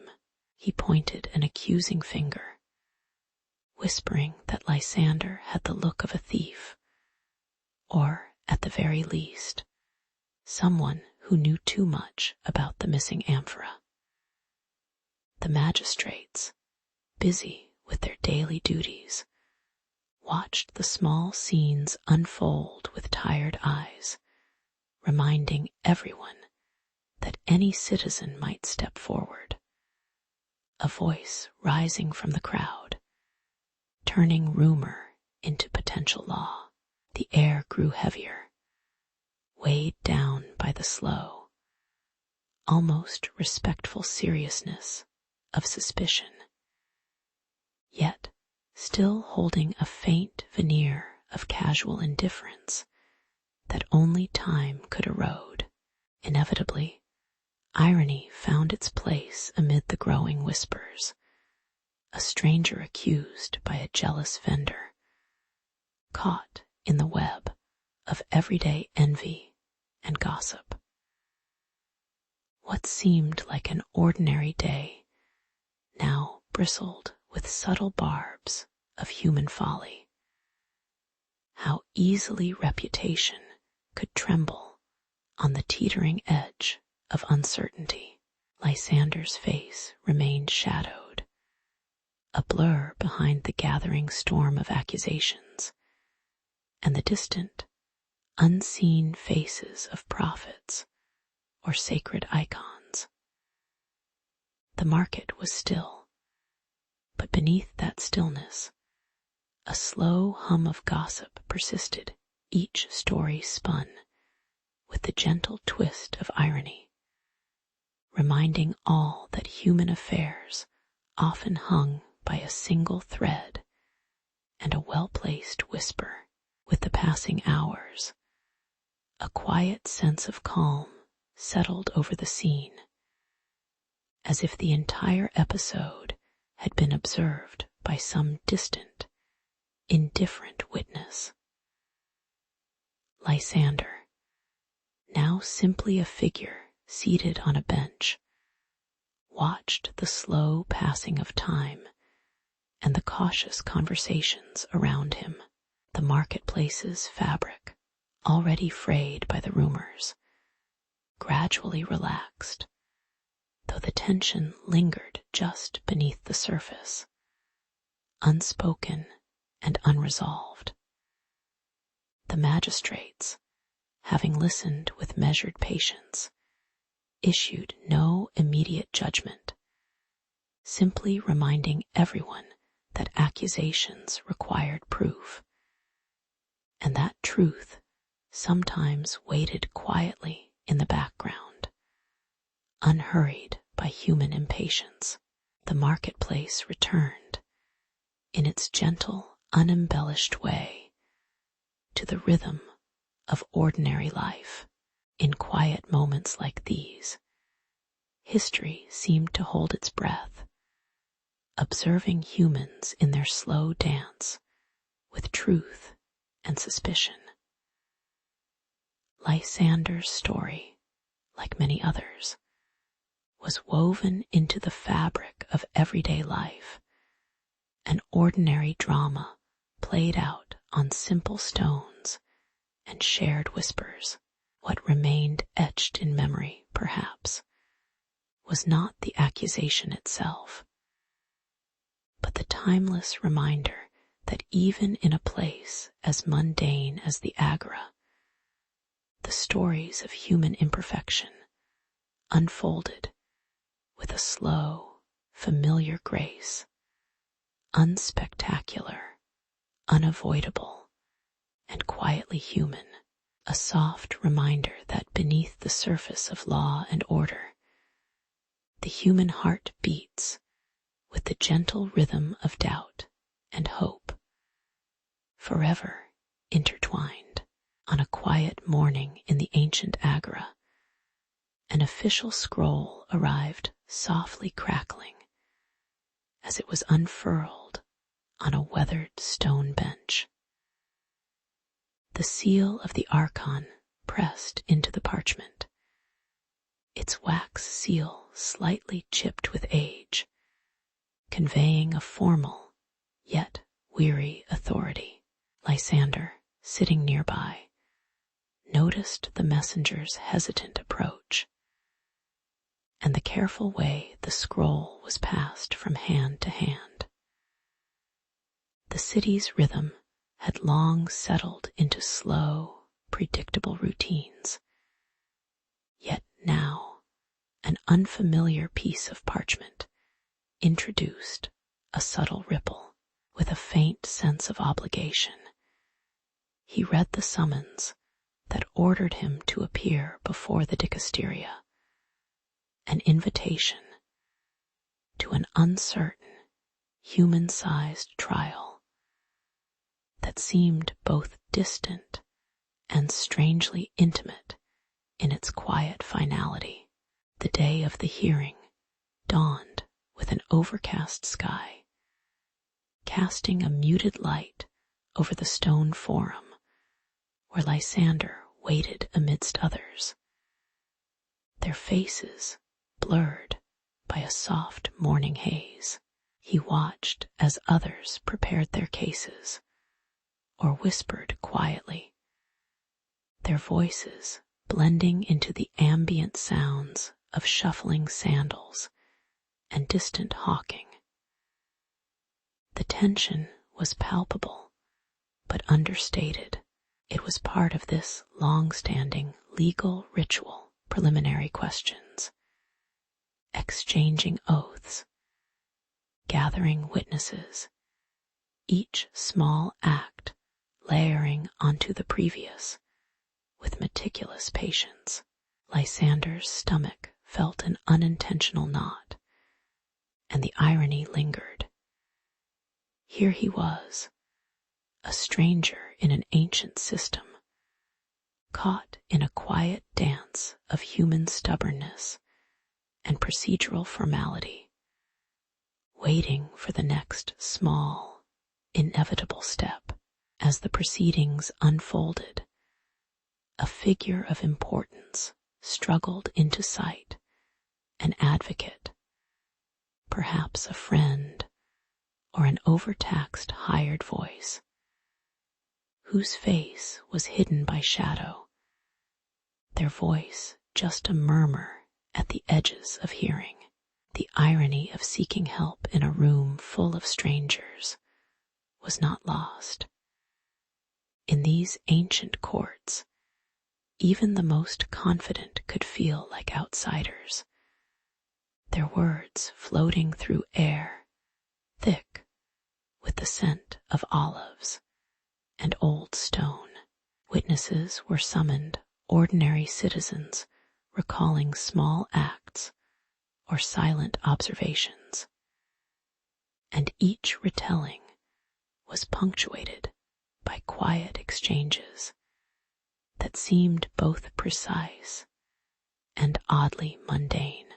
Lysander's hopes for clarity mixed with the slow realization that the true weight of the moment lay in the unspoken promises and shared human moments, fleeting and fragile as the shadows stretched across the colonnades. Gradually, the storm of activity slowed, and the agora returned to its usual calm. The hum of voices giving way to a softer murmur as witnesses settled into quiet postures. Lysander sat back on a wooden bench, the tension easing into a contemplative stillness, an unusual moment of peace amid rituals. The faces around him remained softly lined and unremarkable, witnesses and jurors alike absorbed in their silent duties.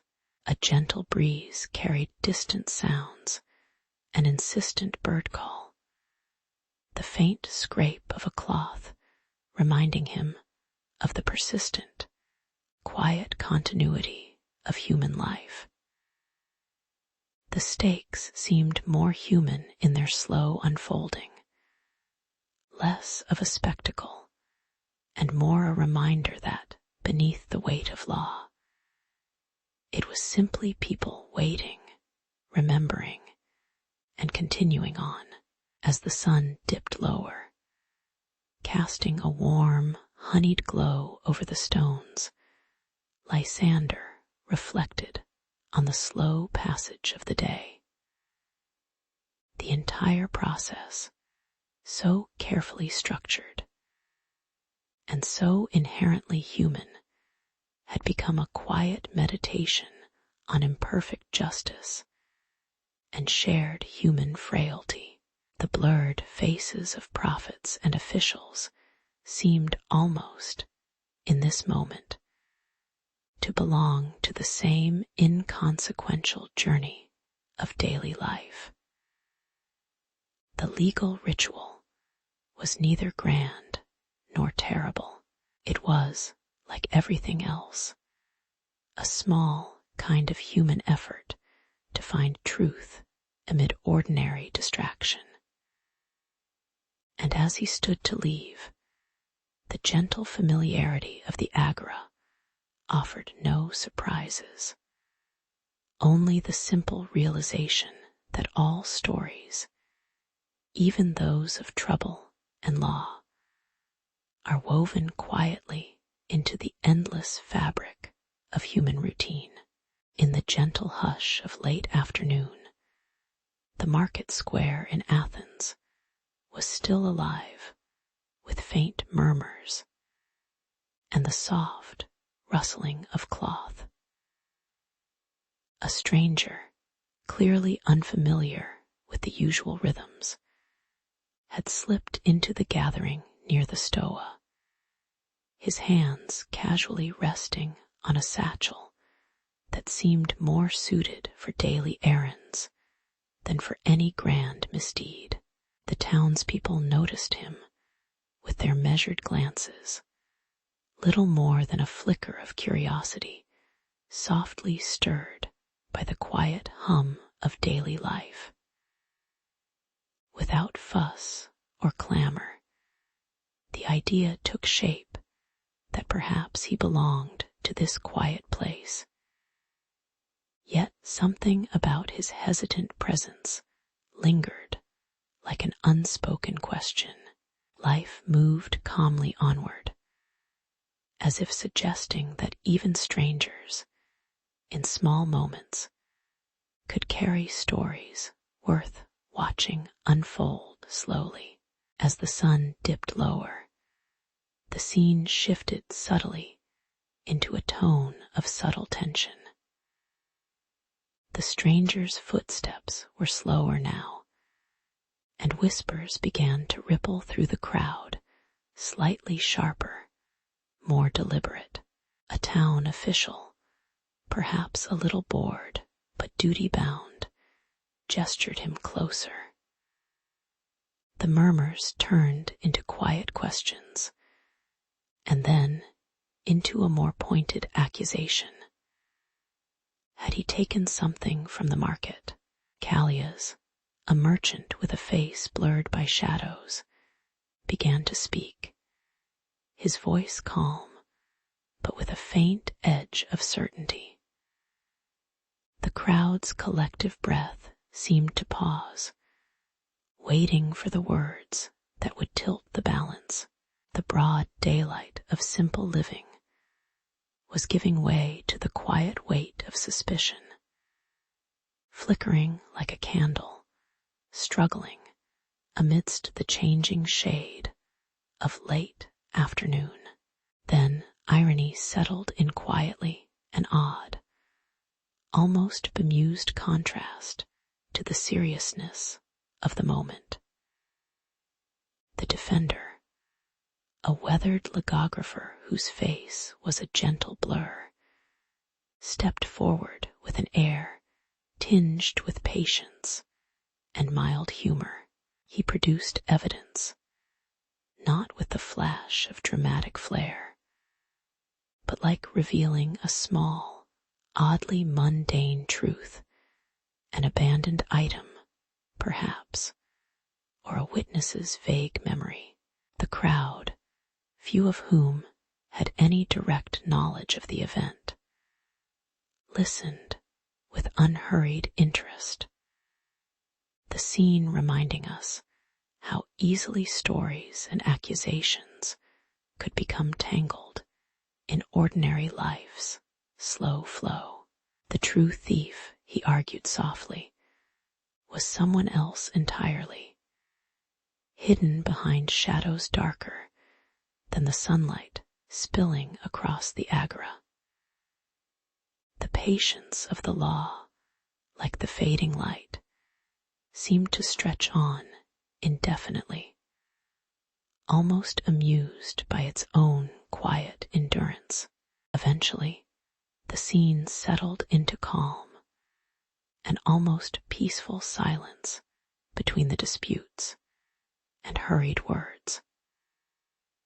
The jurors, seated in a semicircle under the dappled shade of nearby trees, deliberated with only their slight movements betraying any sense of urgency.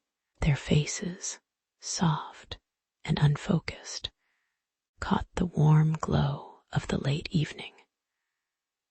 The crowd dispersed gradually, some yawning softly, others merely watching the slow unfolding of justice as if it were a story told in gentle lapses of time. The stranger, now seated quietly, looked upward at the high, blurred ceiling of the surrounding colonnade, perhaps pondering how moments of conflict fade into silent routines, much like the quiet passing of yet another day in Athens. In this slow rhythm, human imperfections and the absurdities of suspicion drifted like clouds across a calm sky. Later, as darkness settled over the agora, the memory of the trial lingered softly in the collective mind, not as a grand event, but as a reminder of life's gentle unpredictability. the stranger returned to his quiet corner, the faint glow of lanterns casting elongated shadows on the cobblestones. The villagers, accustomed to the small dramas that punctuated their days, accepted the outcome with mild smiles and a silent acknowledgement of human imperfection. In this strange, slow dance of accusations and truths, the timeless human tendency to look for meaning in small moments persisted, quietly amused, and ever human in its gentle, weary way. The story, like all stories told at bedtime, became part of the quiet fabric of their daily existence, ordinary, imperfect, and quietly profound. In the quiet, murmuring twilight of the Athenian agora, a stranger lingered near the stone benches, clutching a small scroll as if it carried some fragile secret. His eyes flitted across the busy market, uncertain yet mildly curious about the world unfolding around him. It was a day like any other. People bartered over bread. Children's laughter mingled faintly with the clatter of pottery.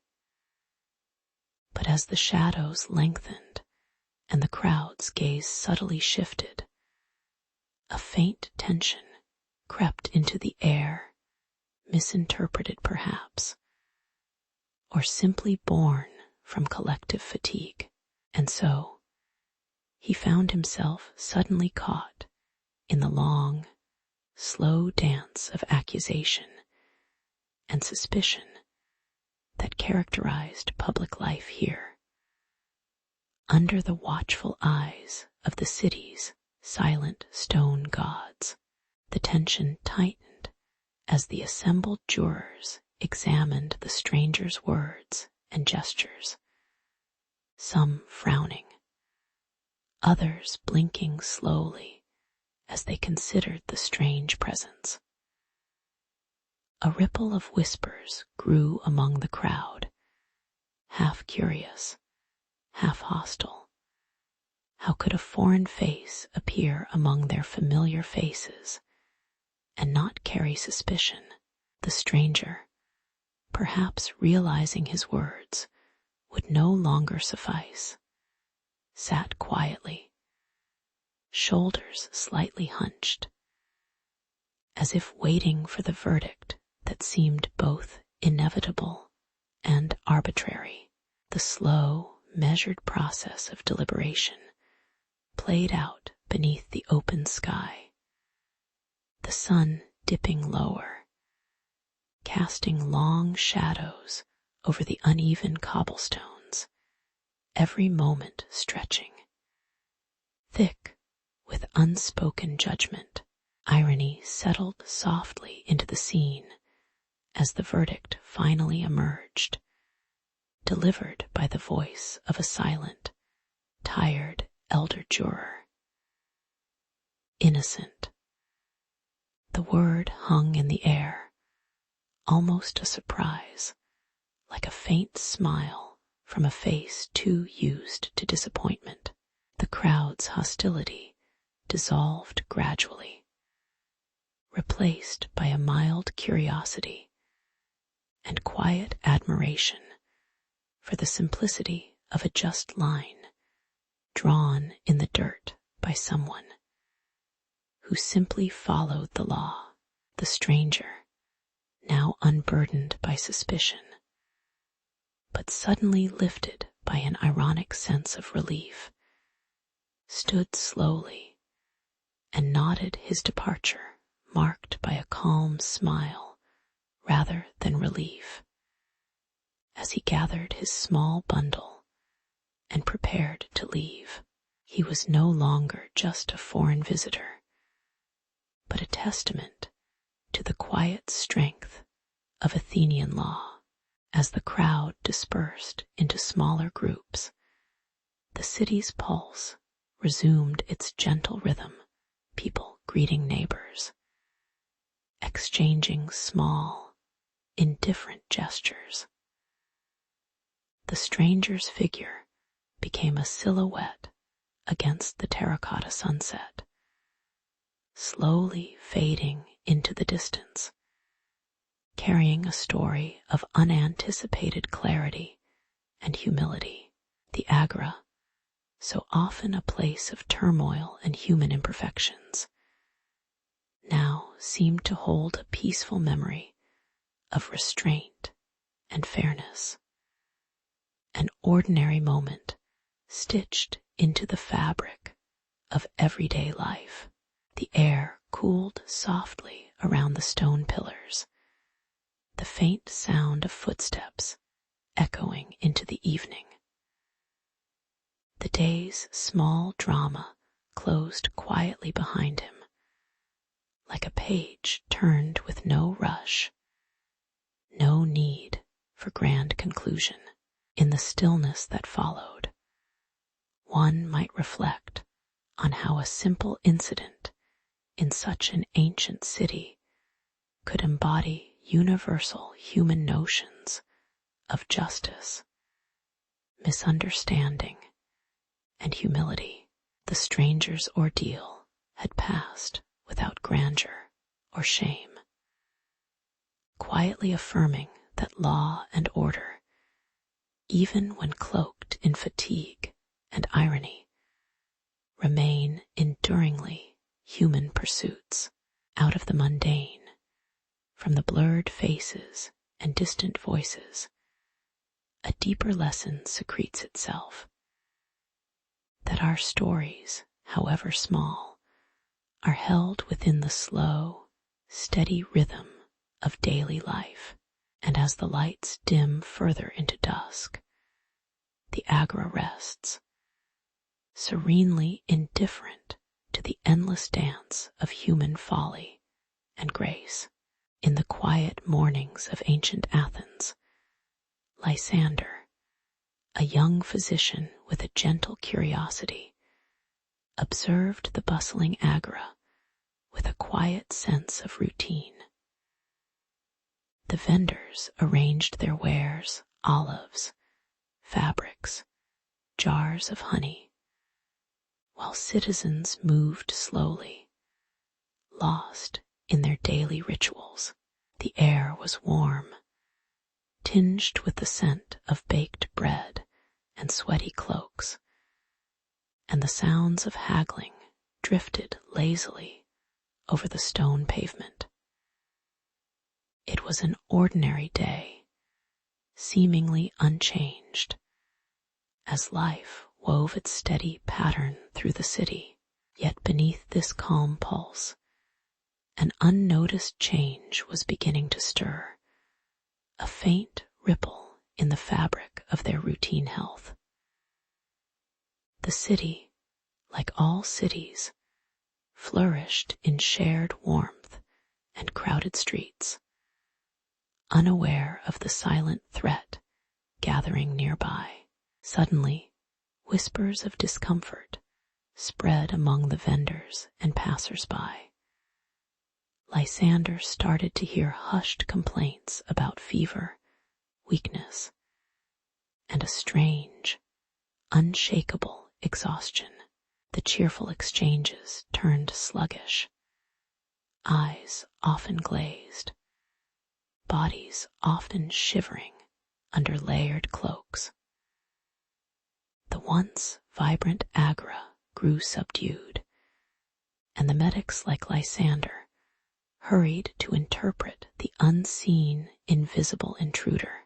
The disease moved swiftly in these crowded streets, an indifferent visitor that ignored social status or age, spreading like a shadow cast from an unseen flame. Even the more seasoned healers hesitated, unsure how to contain this new, relentless menace. A sense of fragile agency flickered as the unspoken realization crept in. This was no ordinary ailment. It was an ancient challenger, unprepared and unprotected against such an attack. The irony of the situation was quietly evident. While Athens prided itself on philosophical progress and civic pride, its people were suddenly vulnerable, exposed by their own proximity and shared habits. Lysander pondered the crowded pipes of the city's water supply, the close-packed homes, the communal baths, elements that had once symbolized civility, now becoming pathways for disease. Some elders joked that the gods had perhaps grown bored with their silent disputes, sending sickness as a reminder of mortal limits.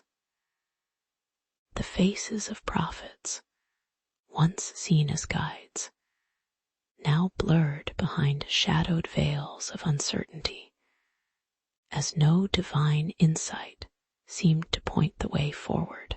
Humanity's reliance on proximity and shared spaces, essential to daily life, had unwittingly become its own undoing, echoing a quiet, ironic truth.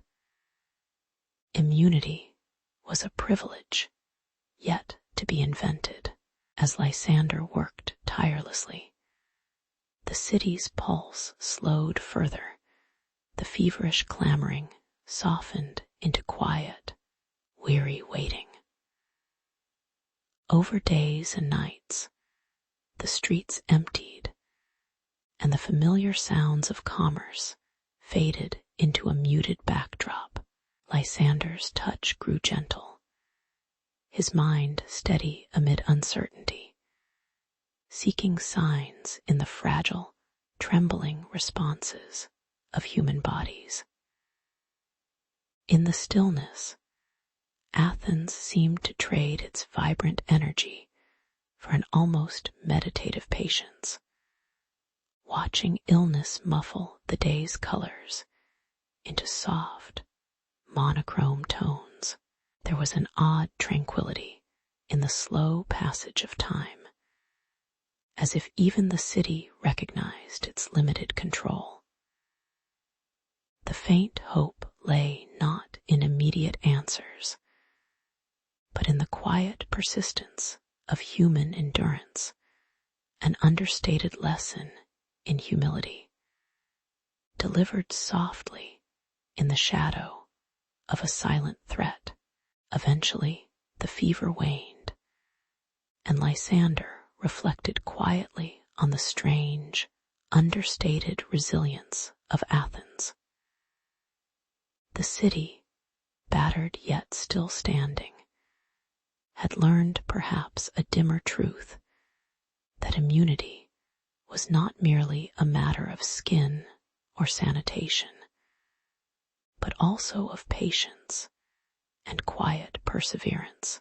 Looking out over the now resting streets, he saw faces partly etched with fatigue, partly softened by relief, each a small testament to human imperfect endurance. The disease, like many before and after, left behind only faint echoes, a reminder that vulnerability was woven into every bustling moment of human life. In these slow, calm reflections, Athens's encounter with sickness became a humble chapter in its ongoing story of survival, one quietly infused with the irony that sometimes, in health as in life, the greatest resilience lies in mere endurance. In the sprawling, sunlit courtyards of ancient Greece, Lysander, a humble healer, stepped softly towards the revered temple of Asclepius. His eyes traced the worn stone pillars, and the air carried a faint scent of olive oil and dried herbs, remnants of countless rituals performed by pilgrims seeking relief. With each cautious step, he wondered if divine intervention alone could fend off the persistent ailments that seemed to drift through the city like lazy breezes. The temple's silence seemed to listen, waiting for some sacred sign, perhaps a whisper from shadows deep within the sacred walls. As Lysander approached, he felt the quiet hope mingling with his quiet doubt, knowing that even in faith, human limitation persisted. Inside the dim chamber, Lysander watched as the priests carried out their cleansing rituals, bathing statuettes, sprinkling water, burning incense. Yet he couldn't shake a lingering sense of uncertainty. The ritualistic gestures, performed with solemn care, offered comfort to the crowd, but little in the way of tangible protection.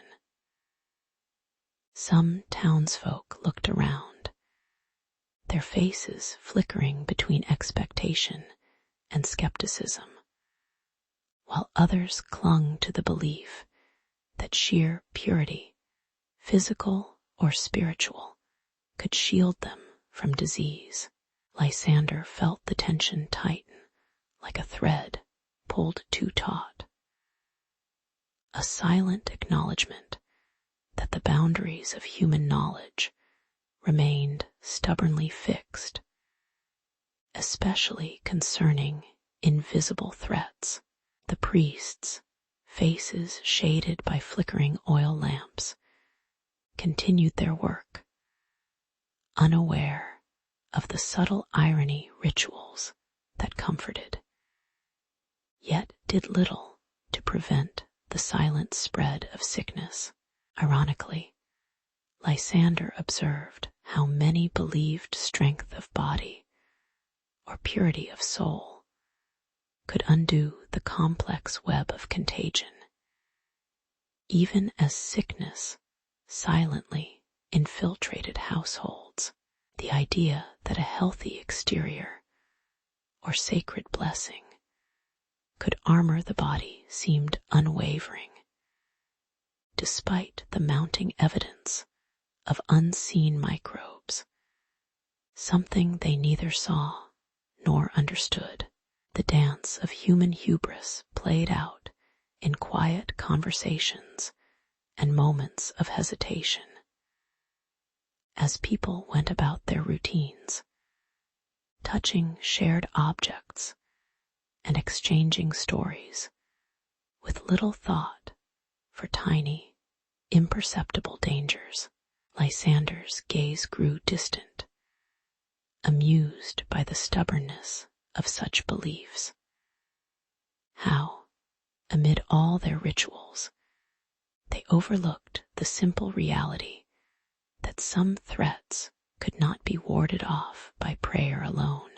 With a gentle sigh, he recognized that knowledge was often weighed down by comfort and tradition, even as reality quietly outpaced them. Later, resting in a quiet corner of the temple courtyard, Lysander let the day's reflections settle into a slow, steady hum. The sky was painted with the soft glow of late afternoon, and the distant sounds of children playing or merchants packing away their wares drifted in and out like a familiar lullaby. He noticed the worn stone beneath his fingertips, the light warm on his skin, and realized that humans had always navigated death and disease with a mixture of hope, ritual, and limited understanding. There was a peaceful acceptance in this, a kind of humility that their bodies and minds could only grasp so much.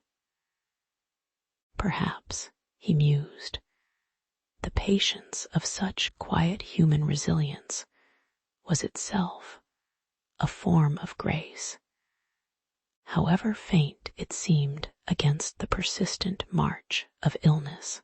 And so, he sat quietly, aware of the small, lingering truths that patience and faith often offered, even when understanding was insufficient. As evening settled over the city, Lysander left the temple with a calm that came from gentle acceptance. The shadows lengthened, and the streets grew quieter, not because problems had disappeared, but because life persisted at its own slow, unhurried pace. His mind wandered back to the unseen forces that had, despite all their rituals, continued to challenge human immunity. Maybe, he thought, the real lesson was in recognizing the limits of human effort and wisdom, and in learning to live with uncertainties, with slow, measured patience. The gentle hum of life went on around him, unchanged and unhurried, a quiet reminder that even in the face of invisible dangers, human beings quietly carried on, hopeful, resilient, and perhaps just a little bit wiser in their modest way. In the quiet corners of Athens, the physician, draped in simple linen, prepared a small basin of water, hoping to introduce a gentle ritual of cleanliness. His voice, soft and measured, explained the importance of washing hands and faces to a few curious neighbors who watched with mild suspicion. To them, such gestures felt like unnecessary detours from age-old traditions, where exposure and endurance were valued more than hygiene. The faint sound of water slapping against pottery mingled with the muffled hum of conversations, as the idea of cleanliness struggled to find fertile ground amidst long-standing habits. Still, the physician persisted, quiet but unwavering, aware that change often drifted at a languid pace in the shadowy, stone-lined streets of the city. Tensions quietly simmered as some citizens began whispering that the new measures were unsettling, perhaps even dishonoring the gods or the natural order. When ash washes were attempted, a ritual meant to scrub away impurities, villagers hesitated, eyeing the ash with suspicion, as if it carried unseen burdens. Children pressed their faces into their mothers' skirts, unsure if the strange cleansing was better than the familiar dirt they knew. The physician's gentle insistence met subtle resistance, and the air grew thick with unspoken doubts. Yet he remained composed, knowing human patience often thickens slowly like the layer of dust settling over the city's neglected corners. In time, irony dawned upon the scene. The very people who refused the hygiene measures were the ones suffering the most. Yet they still clung fiercely to their habits. A young man, coughing behind a hand, scoffed at the basin, jesting that cleanliness was an invention of dandies or city folk who fancied themselves above the dirt. The sounds of laughter or dismissive muttering echoed softly on the breeze. Meanwhile, the physician watched quietly, his face partially hidden in the shadow of a low-hanging lamp, recognizing the familiar stubbornness that time and reason often struggled to loosen. It was strange, he thought, how tradition's grip could be both comforting and obstinate, even in the face of clear discomfort. Eventually, a gentle calm settled over the scene as some individuals finally began to dip their fingers in the water, hesitantly at first, then more confidently. The ash was sprinkled on stones and carried away, and small groups around the basin exchanged quiet observations. The city seemed to breathe a little easier, if only in small, measured moments. The physician, observing from a distance, felt a quiet solace in this slow turn toward newfound hygiene, recognizing that change was often a gentle ripple rather than a tidal wave. The hushed sounds of respectful skepticism now softened to contemplative silence, allowing space for the modest, tentative steps of understanding to take root. Looking back, the physician's efforts seemed like quiet gestures in a tired city, trying to tiptoe around centuries of habits and beliefs. Yet, in the subtle hush of that evening, there lingered an acknowledgement, perhaps even an unspoken hope, that the slow, unglamorous pursuit of cleanliness, however resisted or delayed, was a quiet act of care. As the streets dimmed and the lantern's flicker cast long shadows, the people and the physician shared a communal patience, aware that human imperfection and tradition often moved at their own unhurried pace. The sanctuaries of purity, fragile and tentative, lingered quietly in the collective memory. Small, imperfect steps forward in an ancient city tired, but still seeking, ever so slowly, a better way. In the quiet dawn of Athens, the streets remained still, as merchants and laborers went about their humble routines. A slow, unremarkable fever began to settle in an invisible visitor that touched the faces of some and left others untouched, like a faint, unspoken harmony of shared vulnerability. City officials, with little knowledge beyond ancient remedies, watched as the symptoms spread quietly, almost politely, across the humble homes and open courtyards.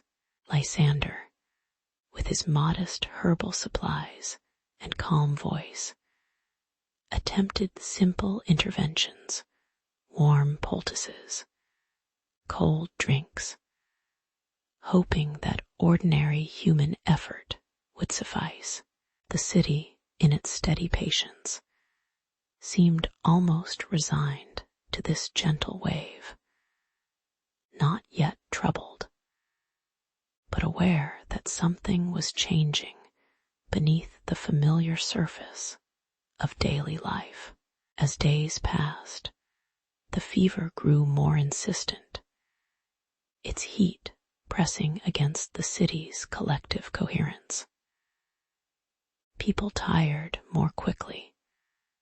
Voices grew faint in the market squares, and the distant sound of coughs became a persistent background hum. Lysander's interventions, once enough, now seemed merely small gestures against a creeping tide of discomfort. Still, amidst the slow march of illness, some begun to wonder if their immunity, so often taken for granted, might have limits. The city's quiet resilience wavered, and small clusters gathered in doorways, exchanging lists of remedies and hopes for relief. A sense of cautious uncertainty rippled through the air, like a breeze that carries the scent of distant storm clouds, faint but undeniable. Then, with gentle irony, a neighboring city, Sparta, refused aid, their faces blurred by a fading light, as if their motives existed in a shadowed realm beyond clear sight. The decision felt both distant and intimate, a reminder of human stubbornness and independence that no remedy could swiftly mend.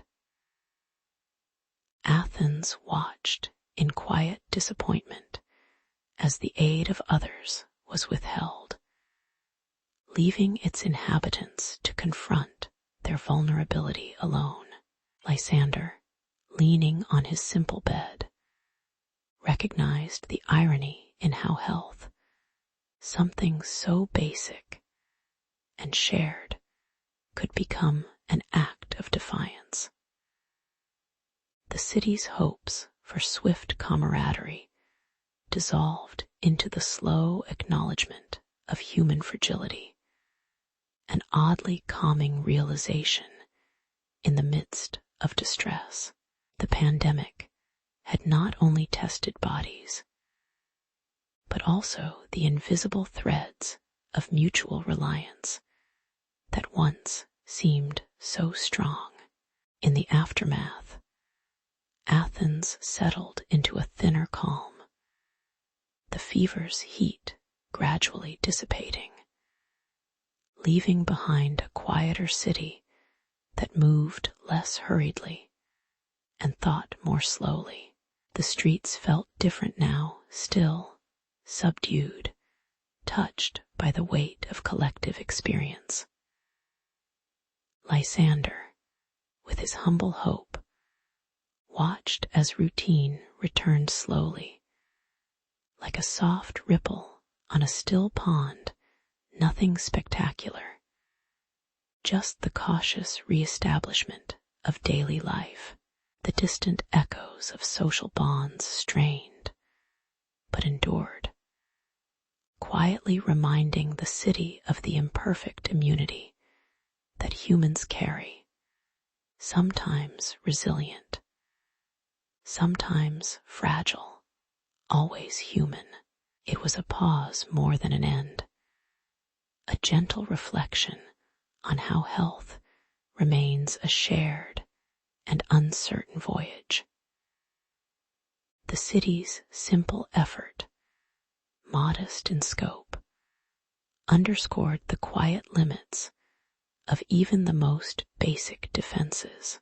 Looking back, Athens' experience with disease and its own presumed immunity became a small, lingering lesson in humility and human imperfection. The fever had revealed something often overlooked, that health is not simply a matter of innate strength, but a fragile mosaic built from shared effort, humility, and a touch of luck. Lysander's modest interventions and the city's slow, patient response felt almost poetic in their quiet realism. No great heroics, just human beings in their ordinary persistence. As the evening light softened the marble columns and shaded the alleyways, Athens seemed to rest in a deeper understanding of its limits and connections. Perhaps, in the end, that was enough, a peaceful acknowledgement that vulnerability is universal, and that true immunity might simply be the patience to wait for healing. In the slow, quiet hours of ancient Athens, the city's streets once hummed with daily routines, merchants haggling over olives, children chasing shadows, and philosophers pondering the skies. When the plague arrived, it moved through these familiar spaces like an unwelcome gust, unsettling the rhythm of what had become normal. The citizens, bewildered but resilient, looked to their rituals and their gods for answers, yet found only silence or uncertainty in return. As the sickness spread, there was a strange calm in the way people watched each other, as if awaiting the next small, mundane moment in the slow toll of days passing by. The plague, in its quiet, relentless way, taught Athens a lesson about fragility, one that was both terrifying and oddly mundane in its persistence. Eventually, the sickness waned, and the city shifted from panic to a reflective stillness, as if the very air had paused to catch its breath. Bronze tablets, heavy with rough inscriptions, were memorials not just to lives lost, but to the collective humbling of a proud city. The streets, though quieter, grew more deliberate. People washed their hands more often, though without understanding why. The brilliant Athenians, adorned in their simple chitons, began sketching basic notions of cleanliness and contagion. Yet their ignorance persisted. Even prophets, faces veiled in blurred light, spoke in riddles or silence about unseen forces. In that calm after the storm, Athens sat quietly, gently reconsidering what life and health might truly mean, recognizing that knowledge was still a distant horizon. It was a strange irony, their stories about divine punishment, about miasma and unclean spirits, still shaped their understanding of sickness. They scrubbed at their bustling homes with coarse sponges, believing cleanliness alone could ward off disease, unaware that they danced on the edge of a more complex truth. The priests and citizens alike seemed to cling to rituals, each small act a fragile shield against chaos they could not see. Behind the scenes, in shadowed corners of temples, blurred faces of prophets faded into obscurity, their words lost in the hum of busy streets. The gap between their beliefs and the reality of contagion widened, gently reminding them that some mysteries stubbornly refused to yield. Still, life went on slow, cautious, and quietly hopeful, amidst the hum of daily chores and quiet prayers. In those long, unhurried days, Athens settled into a new normal, one without historic panic, yet with a subtle sense of humility woven into everyday acts. Citizens dabbed at their skin with unremarkable cloths, mumbled routines they thought might protect them, all with a patience that bordered on acceptance.